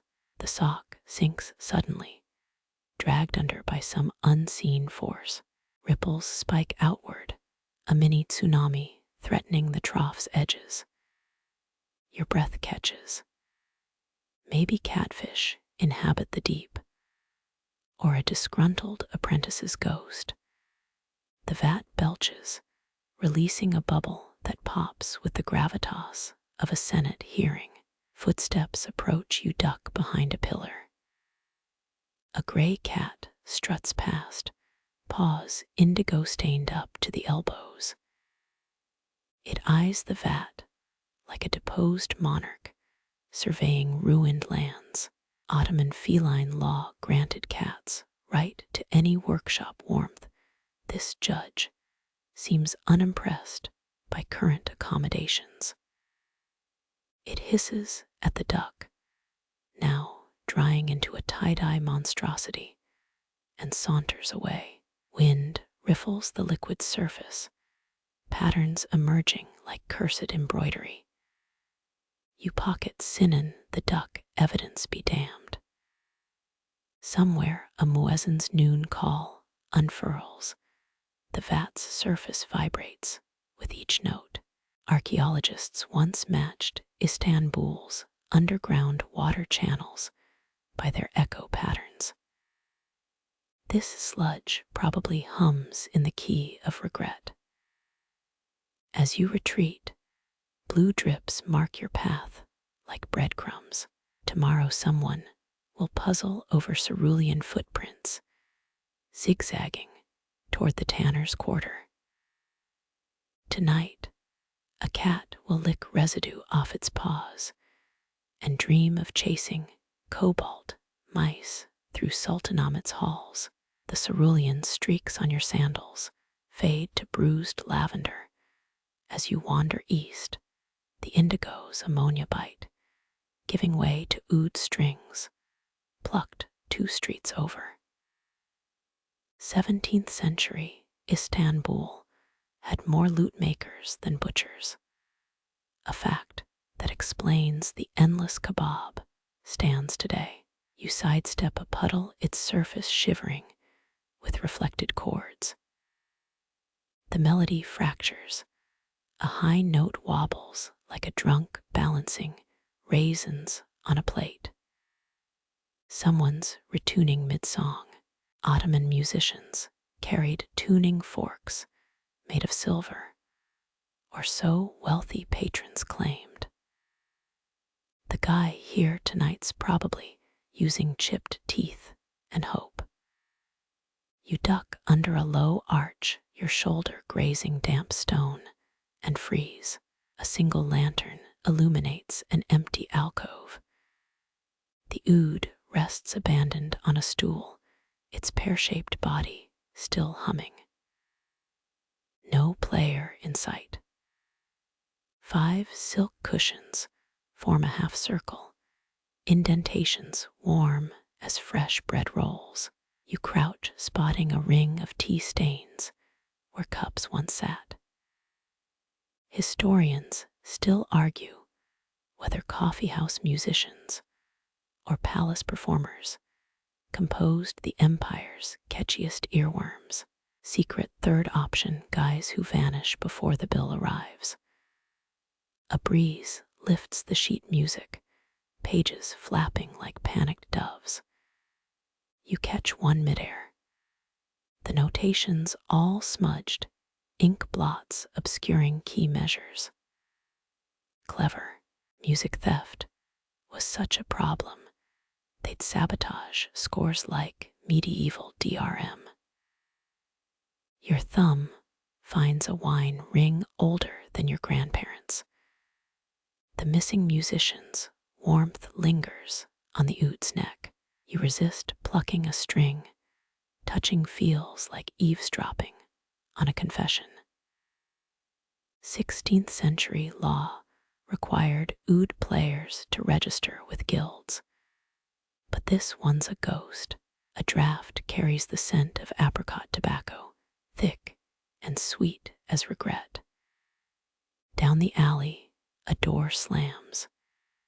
You glimpse a silhouette fleeing with something clasped to their chest, a rival's instrument, a lover's portrait.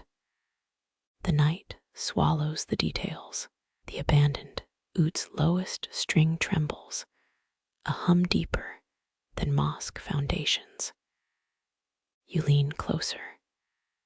Is that baglama music echoing from the sound hole? Impossible, unless this thing's a Russian nesting doll of instruments. A moth kamikazes into the lantern, its shadow performing death throws across the fretboard. You salute the dedication. 3 copper coins glint under the stool payment or forgotten loot. Ottoman buskers, often past caps lined with lead to mimic the clink of generous tips. These seem legit if you ignore the greenish patina of deceit. Pocketing them feels wrong, leaving them feels like failing a moral Rorschach test. You compromise by stacking them into a tiny tower.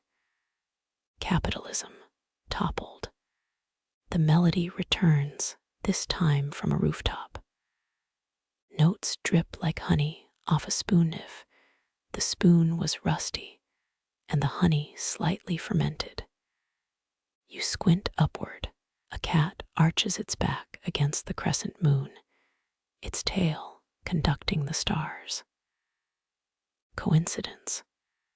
Feline music, theories, an understudied field. Half a lemon rots by the stool, its peel curled into a skeletal fist.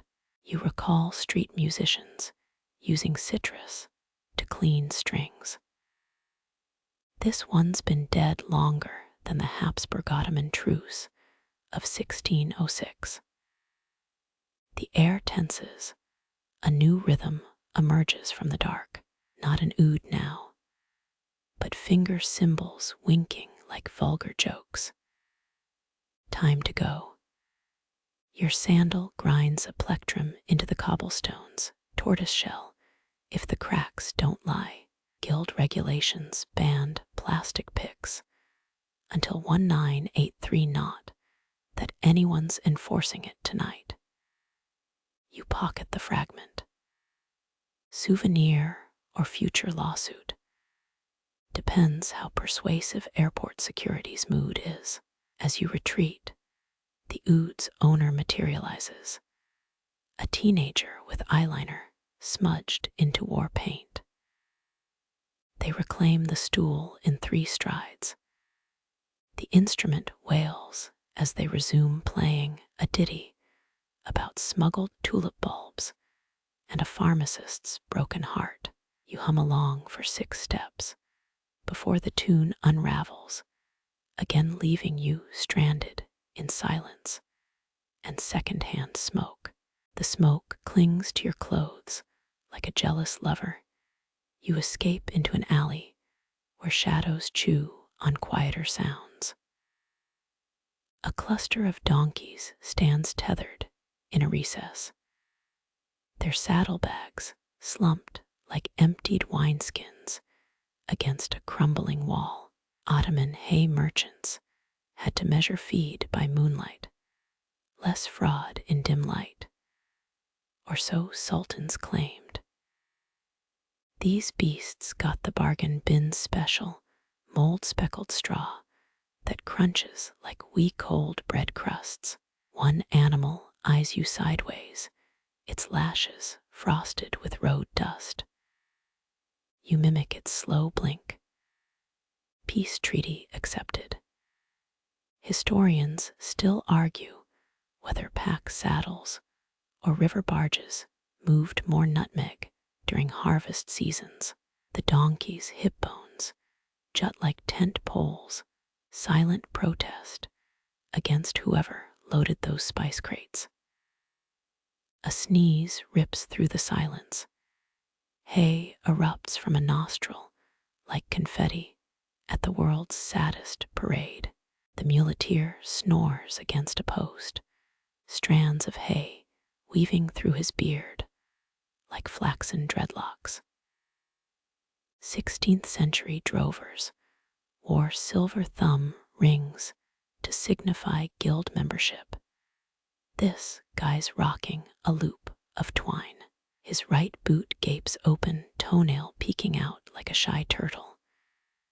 You step over a rustled deck of playing cards, the Queen of Cups, stabbed by a fallen awl. Scattered feed forms cryptic symbols Birds ignore the free buffet. Smart, rumor says Suleiman's favorite donkey ate poisoned oats and sang an Armenian hymn before dying. You need a hay clump, it disintegrates into bitter confetti. Someone mixed in camel thorn, a trick to stretch rations, and cool libidos in randy pack animals. The nearest donkey snorts there onto the scam. Heat radiates from the beast's flanks. You press a palm to coarse fur. A heartbeat thrums slower than melting wax. Merchants once dyed donkeys indigo for festivals. Imagine the streets streaming with smurf-colored traffic jams. The creature's ear flicks, dismissing your historical musings. Fair, 3 iron bells lie tangled in the hay, their clappers stuffed with wool. Noise control, Ottoman style.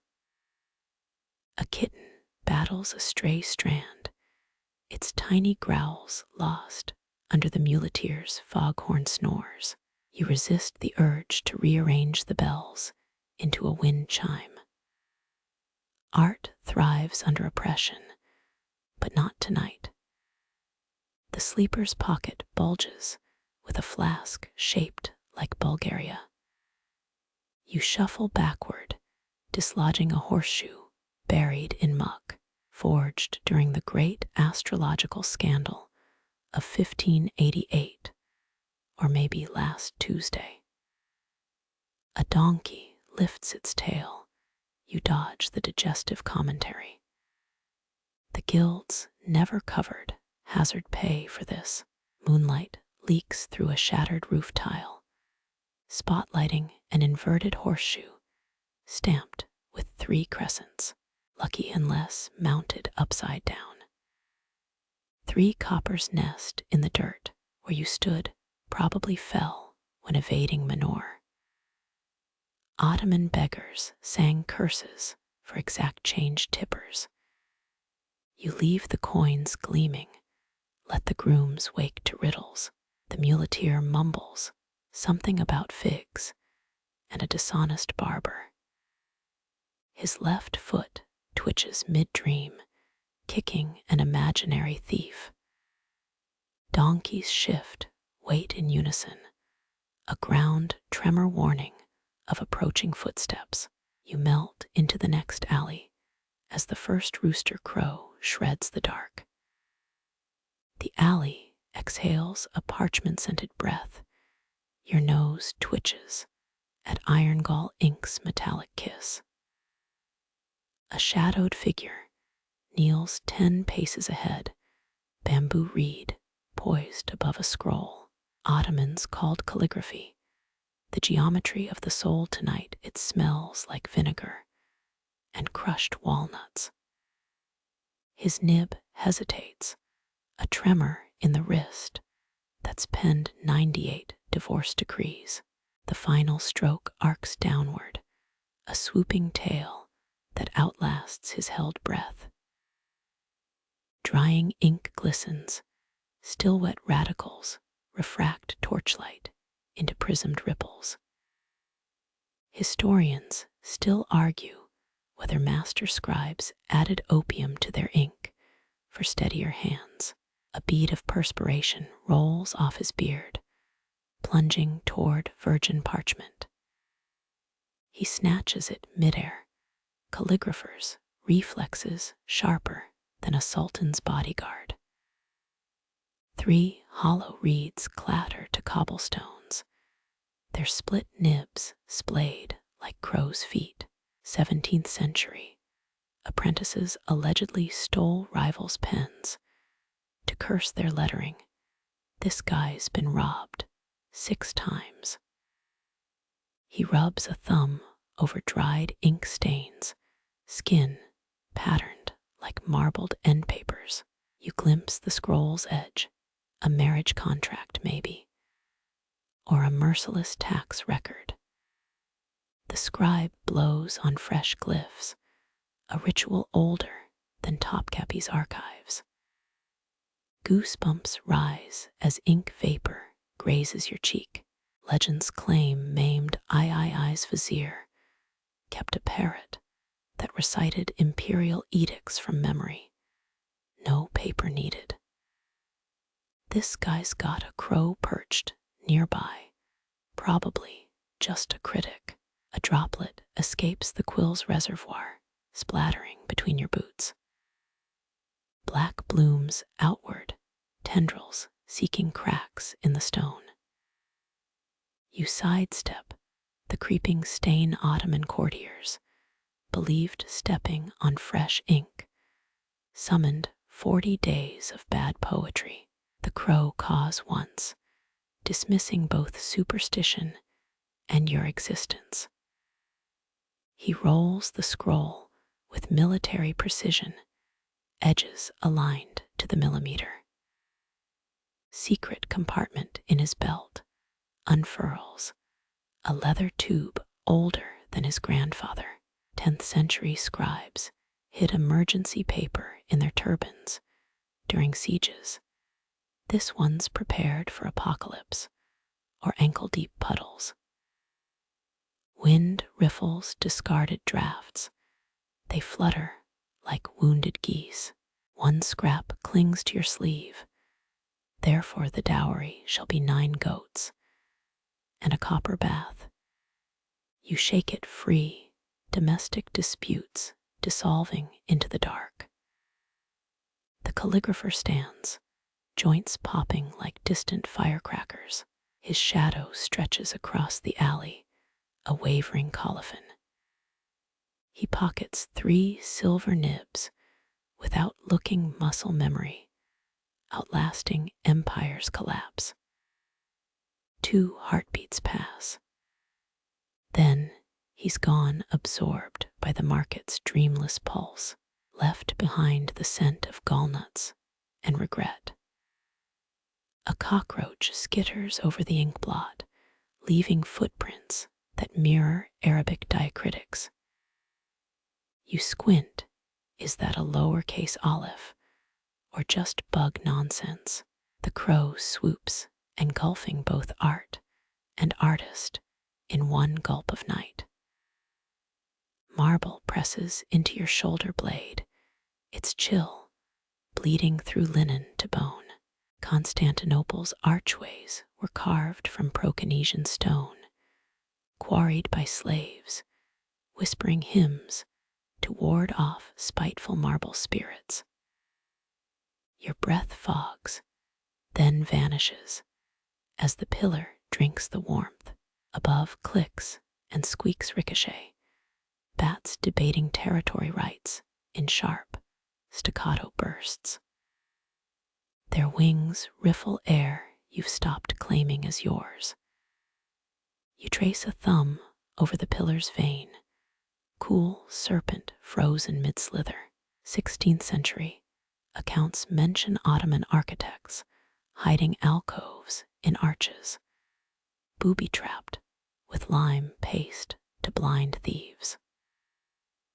No sticky residue here, just centuries of pigeon grudges baked into pores. The bat's crescendo, a squeaking tempest, and something damp plummets. Instinct jerks your head aside, guano splats where your neck just rested. A chuckle escapes you, nerves fraying into laughter. Medieval scribes once prized bat dung. For preserving scrolls tonight, it's just vile confetti. Wiping your cheek, you eye the pillar's base. Scratches mar its surface, crude hearts and angular initials. One reads M and epsilon, 1611, the epsilon half-chiseled. Historians still argue whether migrant workers defaced monuments as rebellion, or just teenage lovers defying geometry. Wind funnels through the arch, whistling between stone and spine. You pivot, peering into the alcove's gloom. Faint etchings shimmer, loops, and whorls worn smooth by touch. Your fingertip connects ridges, unintentional art from countless hands grazing the same path. Some claim these grooves channeled secret messages, brush strokes only the illiterate could read. The bats hush, then erupt anew, a fresh grievance overhead. 3 swoop low wingtips skimming your hair.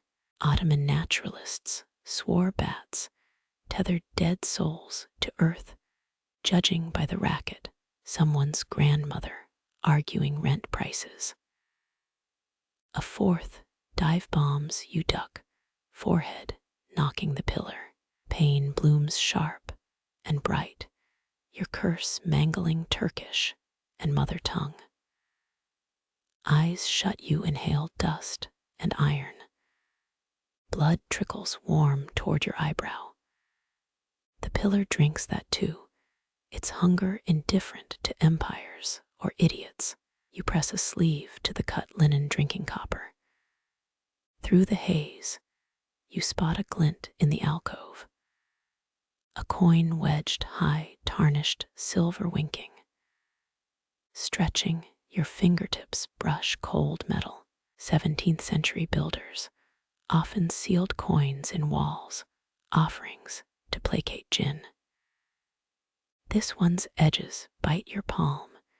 It spins once before stilling.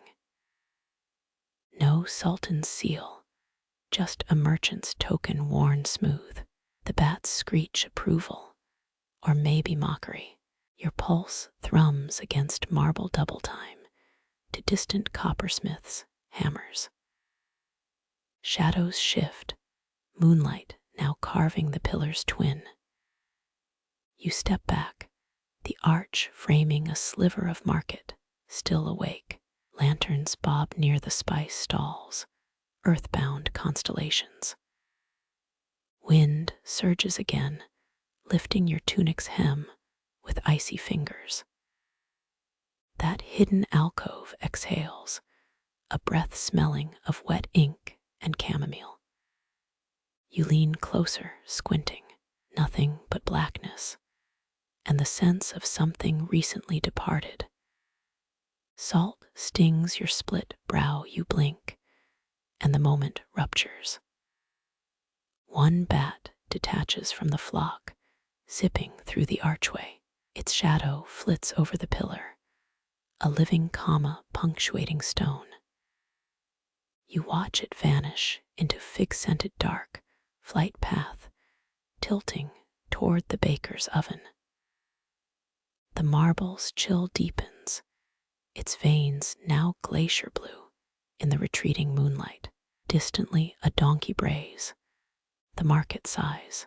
Your shoulder leaves the pillar, reluctantly, fabric peeling from stone like a slow bandage. 4 steps away you glance back. The arch stands sentinel bathed in conflicting shadows. For a heartbeat, its curve resembles a hunched scribe's spine. Then the illusion dissolves, leaving only cold geometry, and your boot prints in pigeon ash. A muffled jingle cuts the dark, a sound too small for camel bells. You freeze, half expecting another bat strike, but the noise skitters left. Cumin hits your nostrils, pungent and earthy, as you peer around spice sacks. There, a flicker of movement near a pyramid of clay jars. A kitten's tail vanishes, its silver bell gleaming like a captive moonbeam. Ottoman markets teemed with cats, honored pest controllers, exempt from haggling laws. This one's bell marks it as special or doomed. 16th century vendors, sometimes collared felines, with copper chimes, a failed attempt to warn mice. Your shoe grinds a peppercorn, the kitten pivots, eyes reflecting lanterns you can't see. It darts behind a fig cart, bell jangling rebellion. You follow, knees protesting as you crouch. Under the cart, a trail of paw prints in spilled flour. Each step imprints a tiny lotus, a secret language in starch. Historians still argue whether flour-marked paws helped track grain thieves or just amused bored bakers. The bell trills again, now atop a stack of olive crates. Lantern light paints the kitten's silhouette, ears ragged from scuffles. It pounces at nothing, a sandstorm in miniature, then freezes. You mimic its stillness until a laugh escapes. Desert tribes believed kittens caught jinn midair, their play a form of holy combat. This one's enemy, a moth dumb enough to drift too close. Turmeric dust coats its paws as it leaps, landing on a date sack. The burlap ripples, the kitten slides backward, claws shredding fabric. Sweetness spills, dark dates rolling like beetle carapaces. It bats one, then recoils, hissing at its own audacity. Ottoman cookbooks swore date-mashing kittens improved syrup viscosity, a claim modern chefs call hazelnut logic. Wind gusts, the bell's song frays into static. The kitten arches, fur salt and peppered with spice, then bolts. You give chase, weaving past a snoozing muleteer. His beard sways, strands of hay conducting the wind's choir. The bell leads you down an alley, its echoes bouncing off mortar. A collapsed awning blocks your path, canvas sagging like a tired grin. You kneel, eyeing the gap beneath. Something moves in the shadows, a double jingle. Two kittens now mirror images with mismatched bells. One licks its sibling's ear, the gesture part affection, part spice removal. They bolt in unison, streaking toward the coppersmiths. The kittens dissolve into shadow, leaving you facing a cloth-draped stall. A man fans bronze charms across velvet, each token smoothed by centuries of palms. Your thumb brushes a crescent moon amulet, its edges rounded like a smuggled coin. For safe journeys, murmurs the trader, his voice cracked as old parchment.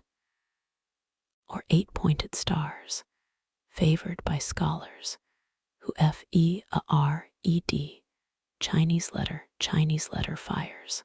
Ottoman metalworkers often cast protective talismans, crescents for travelers, stars for thinkers. You tilt a star charm, its points digging faintly into your skin. The trader leans closer, reeking of walnut oil and anticipation. They once lined marching routes with these to bless entire armies. His fingers dart, arranging charms into ranks. Suleiman's men carried them during the road's siege, so the guild claims. Historians still argue whether soldiers wore charms under armor, or if traders invented the tale to boost sales. A moth lands on the crescent, its wings powdered with indigo dye. The trader flicks it away, rearranging his wares into a defensive circle. Some say stars ward off mad sultans, others claim they summon them. His chuckle sounds like a dry hinge. You lift a charm etched with interlocking circles, its center hollow. Ah, the alchemist's choice. His beard quivers with suppressed scorn. Fools bought those to catch jinn in goldsmith shops. worked as well as fishing nets made of smoke. A donkey brays nearby, its protest timed like a punchline. Moonlight glides across the table, revealing green patina in the stars' crevices. 16th century mothers sewed similar charms into children's shoes, a fact your guidebook called dubious podiatry. The trader peers at your hesitation. Choose quickly. The night market tolerates dawdling like camels tolerate hats. Your fingertip lingers between symbols. The crescent feels colder, its curve mimicking the moon above. Somewhere, a hammer strikes anvil bronze, ringing like a distant verdict. Take both. The trader urges, palms upturned, one for your path, one for your nightmares. Wind riffles the velvet, charms shift into new constellations. 8 points press against a crescent, a blurred celestial embrace. You open your mouth to haggle, but the kittens' bells jingle again. Their chorus floats from the spice quarter, a reminder that midnight bargains demand surrender, not strategy. The trader's velvet whispers against your palm as you turn away, charms still warm from consideration. A hammer's clang guides you 3 streets east to a nook where leather sighs. Rows of boots stand heel out, tongues limp as tired dogs. Their soles curl upward, fissures mapping forgotten roads in miniature. Ottoman cobblers stitched left and right shoes identically, forcing leather to mold defeat through agony. You crouch fingertip tracing a crack where big toes once flexed. 17 years since those marched, rasps a voice behind jars of beeswax. A spectacled man emerges, his apron streaked with decades of dye. Said he'd collect them after the Edirne campaign in 1523. Historians still argue whether missing boots signify desertion or men buried where their souls gave out. The cobbler spits on a whetstone, sharpening his awl with practiced disdain. They weep when it rains. He nods at the ceiling. Loose stitches suck up humidity, grief leaking through thread. You lift a child's boot, stitching frayed at the ankle. My grandfather swore a pair walked home alone once.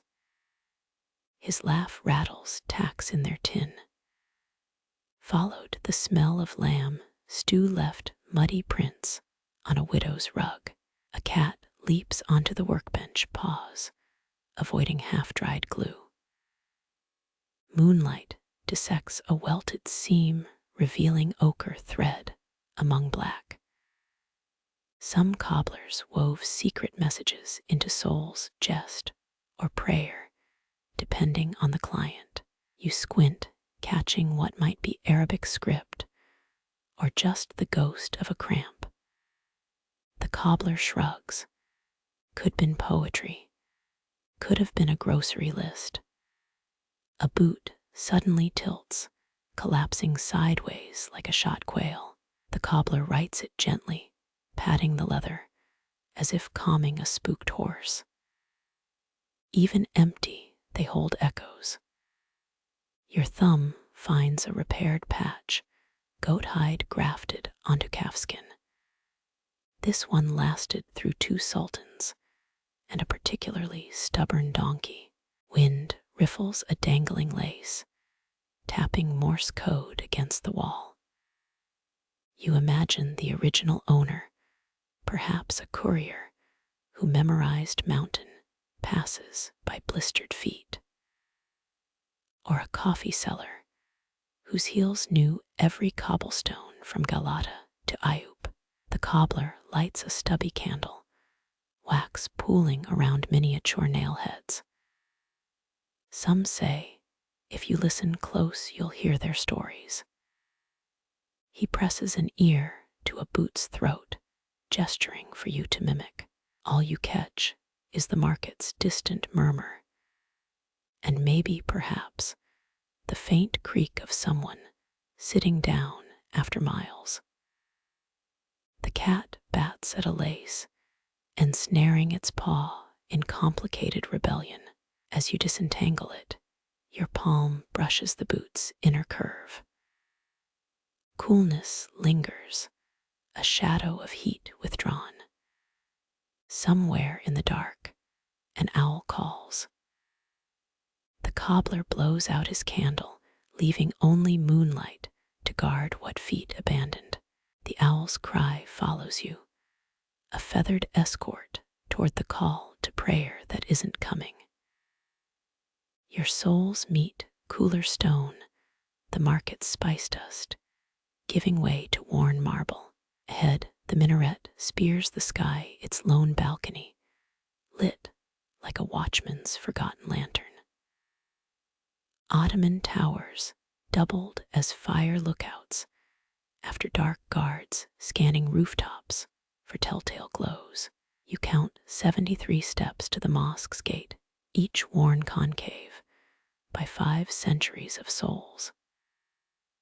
A stray dog trots past, its collar jingling with repurposed Byzantine coins. Local lore claims the night caretaker feeds them fig scraps to keep their howls from competing with the muezzin. Your shadow climbs the wall, stretching thin as it reaches for that steady light.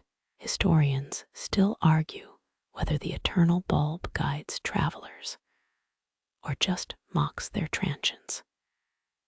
You lean against a cypress, its resin sticking to your sleeve. Somewhere above, bats stitch the air between dome and stars. The mosque's door creaks, a triangle of warmth spilling onto marble. A silhouette moves inside, polishing tiles already gleaming from midnight devotions. Your neck cricks from staring upward. 16th century clerics debated minaret height obsessively.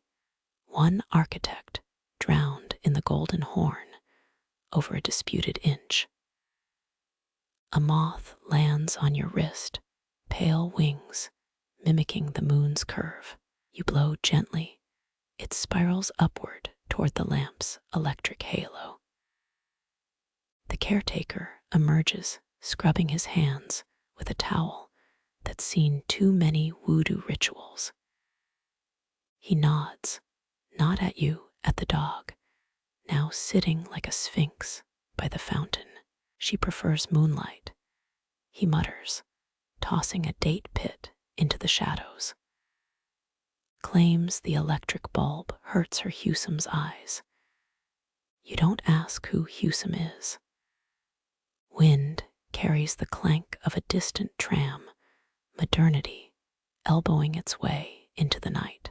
The minaret's light reflects off a puddle, ripples warping it into a chess king's crown.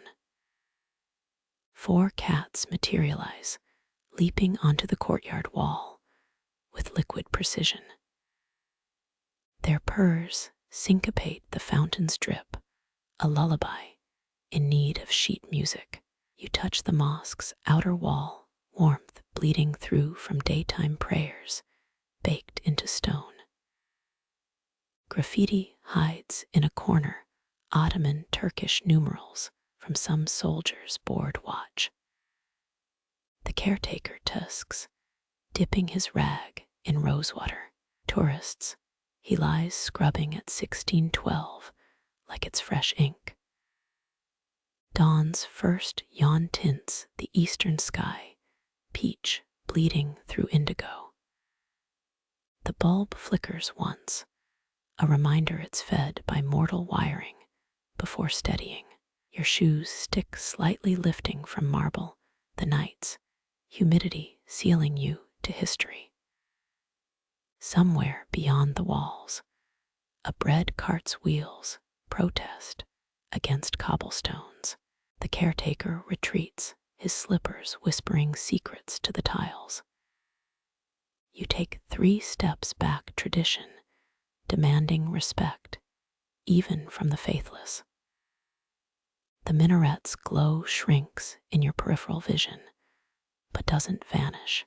It lingers, an anchor point, as market scents rise again to meet the sun. Moonlight spills over a shattered clay jar, stained golden where saffron once slept. Threads of spice drift, each strand pirouetting in the humidity. You freeze, breath held, as the world's most expensive confetti swirls around your knees. 16th century sultans once gilded entire feast platters with saffron, a flex so ostentatious it sparked 3 trade wars. A merchant wails behind you, hands clutching his beard like it might flee. Haram, he cries, though you suspect his grief's more financial than holy. The strands glow iridescent, crocus pollen spun into liquid amber. You've heard rumors of spice stall cats trained to guard saffron, but the tabby here just licks its paw, unimpressed. Your sleeve snags a thread. The spice clings like a jealous lover. Historians still argue whether Ottoman imams blessed saffron for rituals or banned it as decadence. A moonbeam ignites the drifting filaments, transforming the alley into a snow globe of molten gold. The merchant groans, calculating losses in horses, wives, or whatever currency heartbreak uses tonight. 3 strands land on your tongue, earthy bitterness behind the myth. Antique remedy. He lies, switching tactics. Cures melancholy, prevents baldness. You resist mentioning his own thinning crown.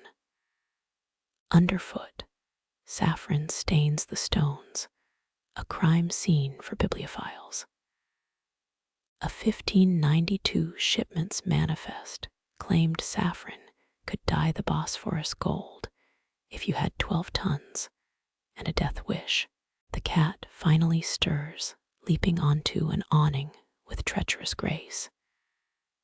Its tail flicks, knocking loose another jar. You catch it purely by reflex. Even the merchant gasps. Inside, whole stigma curl like dried fairy spines. He crosses himself, then remembers his fez, and offers you a discount on cinnamon. Wind riffles through the alley, plucking saffron threads from your hair. They rise, a reverse snowfall aimed at the stars. You pocket 1 filament, rolled inside a scrap of haggling receipts. Tomorrow's historians will call it textile debris, never knowing it carried the scent of moonlit panic. A nightingale lands, snatching a strand midair. Its throat pulses, as if swallowing sunlight. The merchant throws his apron over the remaining jars. I twitch, suggesting he'll be dreaming of this for weeks. You offer a sympathetic wince. The universal language of your insurance won't cover this. Dawn's first blush creeps closer, the sky stealing saffron's color for its eastern cheek.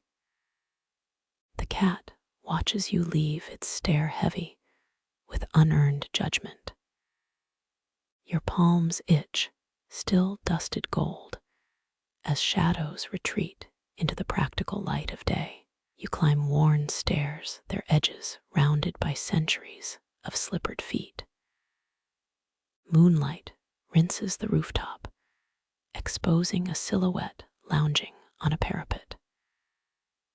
The cat's tail flicks, each swing slicing the air like a metronome. 16th century Ottomans built these rooftops wide enough for cat patrols, vermin control, with royal benefits. You lift a foot to step closer. The tiles groan a warning under your boot. It stares, golden eyes tighter than a miser's coin purse. In 1590, the Valide Sultan's favorite tabby allegedly had its own litter box, encrusted with lapis lazuli. You wouldn't dare laugh. History proves feline whims shaped empires. A yawn reveals needle teeth, the universal gesture for your beneath my notice. Your shadow creeps forward, the cat's pupils dilate to eclipse the moon. Wind carries the distant clank of coppersmiths, or maybe a loose shutter bullied by the breeze. The monarch rises, stretching into a living crescent moon. Historians still argue whether rooftop gutters were designed for rainwater or as feline highways. A gap-toothed tile winks up at you. Chapter 17. In this roof's autobiography, you mimic a bow, left hand pressed to your chest. The cat licks a paw, administering its own knighthood ceremony. It's said Istanbul's stray population holds secret councils, but you're clearly interrupting a solo session. Below, a donkey brays the sound, fraying into the night like cheap thread. Your knee cracks as you kneel, a betrayal by your own cartilage. The cat freezes, one paw hovering mid-groom. Tales whisper of a vizier who tried to tax rooftop cats, his slippers mysteriously filled with scorpions the next morning. The air smells of dried fish and impending judgment, a perfume familiar to all who serve tyrannical toddlers or cats. A tile shifts, your palm slaps stone to steady yourself. The monarch hisses, geography refusing to acknowledge your right to exist here. You retreat 3 steps, diplomatic immunity revoked. It resumes licking each stroke of its tongue, a dismissal etched in saliva. Moonlight bleeds across the rooftop, pooling around the creature like liquid silver. You could swear its collar winks, though strays rarely accessorize. Some claim certain cats guarded palace harems, reporting gossip to eunuchs for extra chicken heads. The wind flips your scarves, edge the cat's ears twitch at the flutter. Your heartbeat thuds, too loud for this vault of quiet. Street lamps flicker below, a constellation of dying embers. The cat jumps onto a lower roof, its shadow bloating monstrous against a laundry line. Pajama sleeves wave surrender in the dark, their owner sleeping through the feline invasion. Dampness seeps through your pants, the tiles still sweating from yesterday's bathhouse runoff. You count 23 breaths before the cat dissolves into shadow, leaving only a mocking purr vibrating in your molars. Dawn's first blush creeps up the horizon. 99 cats yawn on 99 rooftops, plotting tomorrow's rain. Your shadow falls across a barrel bone dice frozen mid-scatter. Their pips stare up, 18 accusing eyes, halted in some forgotten argument.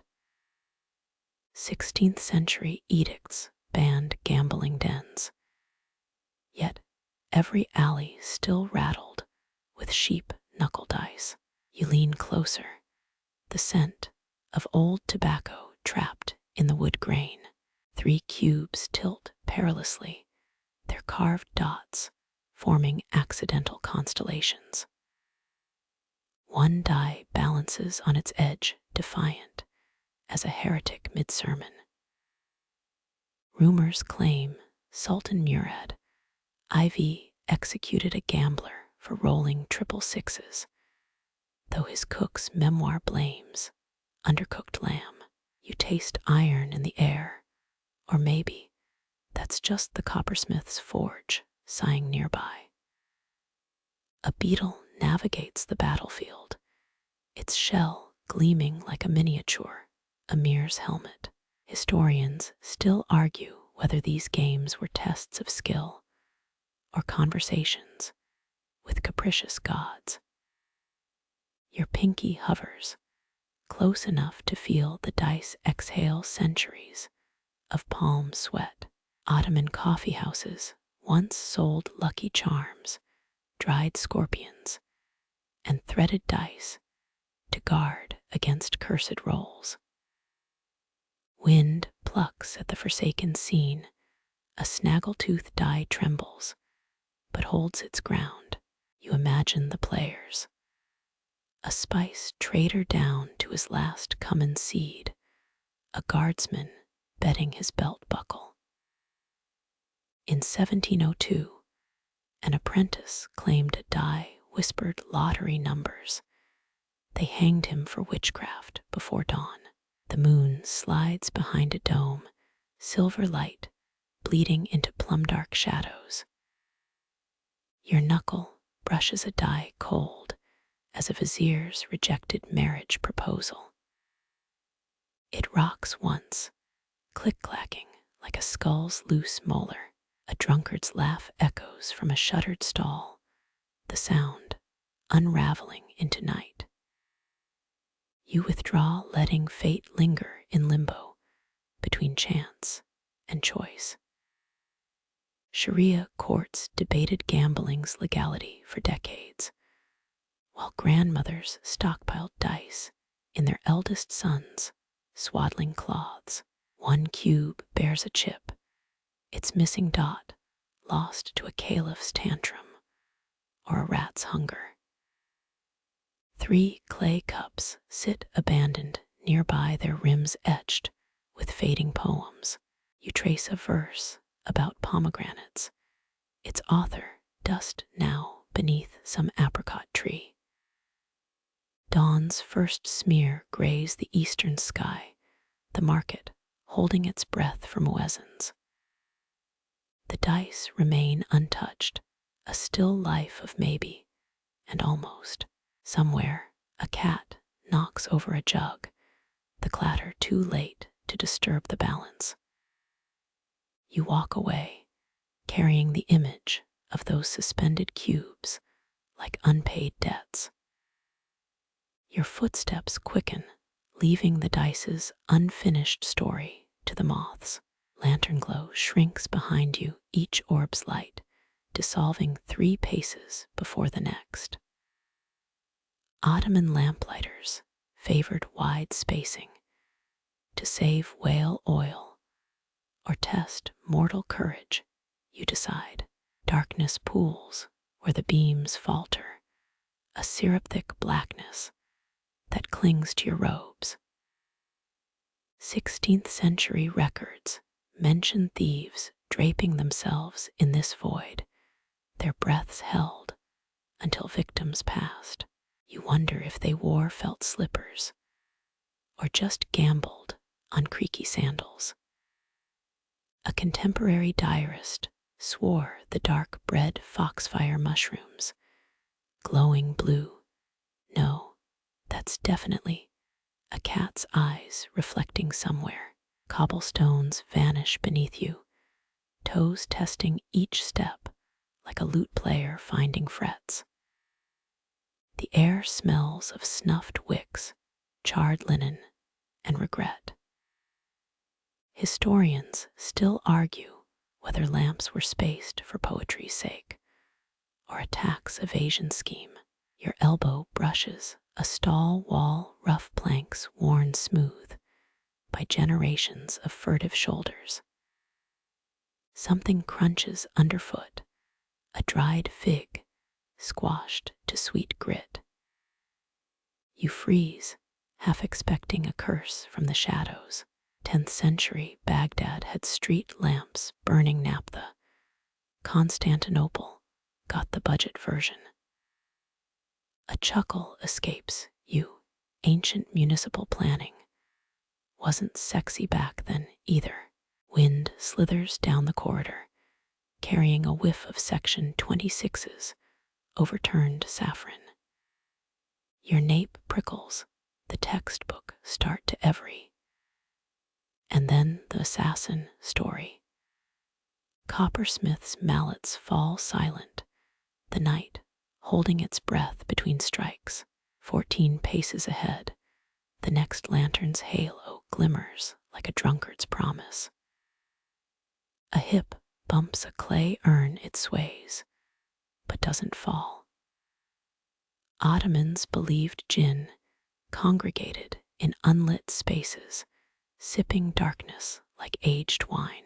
You murmur a childhood rhyme against evil eye, its rhythm syncing with your stride. Tatters of a silk banner brush your cheek, once crimson, now the color of dried blood. Left hand trails along stall shutters, fingertips decoding grooves from forgotten lockpicks. Someone hung cloves here recently, their oil still staining the wood. In 1723, a vizier's daughter supposedly escaped through this alley, her dowry coins sewn into a beggar's cloak. The darkness thins, or maybe your eyes finally surrender to it. A rat's claws tick-tick across flagstones, metronome steady beneath your rabbit-quick pulse. You count breaths, 17, 18, until the next lantern's butter yellow warmth hugs your shoulders. Its tin casing bears a bullet dent, remnant of some long ago celebratory shot. Behind you, the void exhales, already filling with someone else's whispers. The eastern sky pales, stone lions yawn at the plaza's edge. You inhale once more, cinnamon and metal lingering as shadows retreat. Dawn's first blush stains the minarets, peach light bleeding through latticework. Ottomans carved these lions as power symbols, guardians against both rebellion and bad architecture. An Aleppo merchant once swore they swallowed jinns at sunrise, their bellies full of trapped nightmares. Historians still argue whether their open jaws welcomed traitors or warned tax evaders to pay up. A donkey braced 2 streets over, its complaint answered by creaking wagon wheels. Coppersmiths relight forges, their hammers soon to resume the night's abandoned rhythms. You taste dawn's metallic tang, blood from a bitten lip, or yesterday's sword market. 16th century bakers paid extra for pre-sunrise oven rites. The Sultan's taste for warm simmet, trumping noise laws. Your shadow stretches westward now, a faded ink blot racing toward yesterday. Vendors unfold mismatched awnings, their stains mapping decades of spilled coffee and rainwater. A boy schleps indigo dye vats, his forearms already streaked like twilight. In 1602, a Dutch envoy wrote home about blue men haunting the morning markets, probably just dyers mid-shift. You sidestep a puddle, its surface oiled with rainbow streaks and petty regrets. Pigeons retake the fountain pecking at wishes tarnished beyond recognition. The air thins, night's musk yielding to daybreak's sharp chlorophyll. Someone hums a Gallipoli sea shanty off-key rhythm, syncing with your fading footsteps.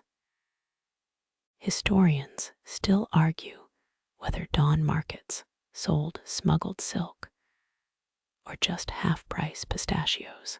Your sandal kicks a stray copper coin, oxidized green as the sea it crossed. A cat dozes atop the western lion, paws twitching as it dreams of midnight sparrows. Ottomans imported the stone from Egypt, or was it stolen? Records disagree. You rub grit from your eyes, the night's spice dust finally settling. Behind you, a shopkeep unveils a tray of fig bars still steaming from the oven. The scent tugs at you, a hot, sweet thread stitching night to day. Stone lions watch your retreat, their stony tongues frozen mid-yawn. Legends claim they whisper secrets if you leave before full light. You don't linger to test at dawn, already etching the city into guilt and grime. The first call to prayer trembles in the distance, unfurling like a roll of unread parchment. You step into the glare, cinnamon clinging to your sleeves, as shadows dissolve into rumor mongers. The eastern sky bleeds into soft blue, stone lions' monets warming under dawn's slow touch. Breathe deep last traces of cardamom and molten bronze, hanging like forgotten promises. Minaret shadows stretch westward, now their peach-tipped fingers brushing empty market stalls. Those Ottoman-carved guardians keep their silence, mouths still wide with swallowed storms. Some say their bellies hold rebellions quelled in 1592, or was it 1603? Records fray like sun-bleached cloth. A dyer's boy folds his indigo-stained apron, night's work etched into his skin. The donkey's complaint fades, replaced by wind chimes twisting above vacant spice sacks. Your shadow dissolves into the cobblestones, a charcoal smudge retreating from the light. Dawn's metallic whisper might be faraway anvils, or just the taste of a fading dream. Pigeons murmur secrets into the fountain, their wings ruffling wishes too heavy to fly. Footsteps echo down alleys, shopkeepers trading yawns as shutters creak open. That off-key sea shanty lingers, a hum now, frayed at the edges. You pocket the oxidized coin, its journey from Syrian mints to morning mud complete. The western lion's stone paws twitch, perhaps still chasing dream sparrows in eternal twilight. Fig steam curls toward the sun, sweetness weaving with the dust of departed caravans. You blink away the night's grit, salt, and saffron clinging to your lashes. Let the lions guard their secrets. Dawn's glare polishes the city to a weary shine, gilded dome, cracked tile, rusted hinge. The first call to prayer dissolves into heat haze, a murmuring thread stitching earth to sky. Walk gently now, cinnamon clinging to your sleeves like a lover's last embrace. Shadows melt into whispers. Light floods the plaza, clean, merciless, absolving. You slip beyond the market's grasp, a stray breath dissolving into morning. Sleep waits where the lions cannot follow.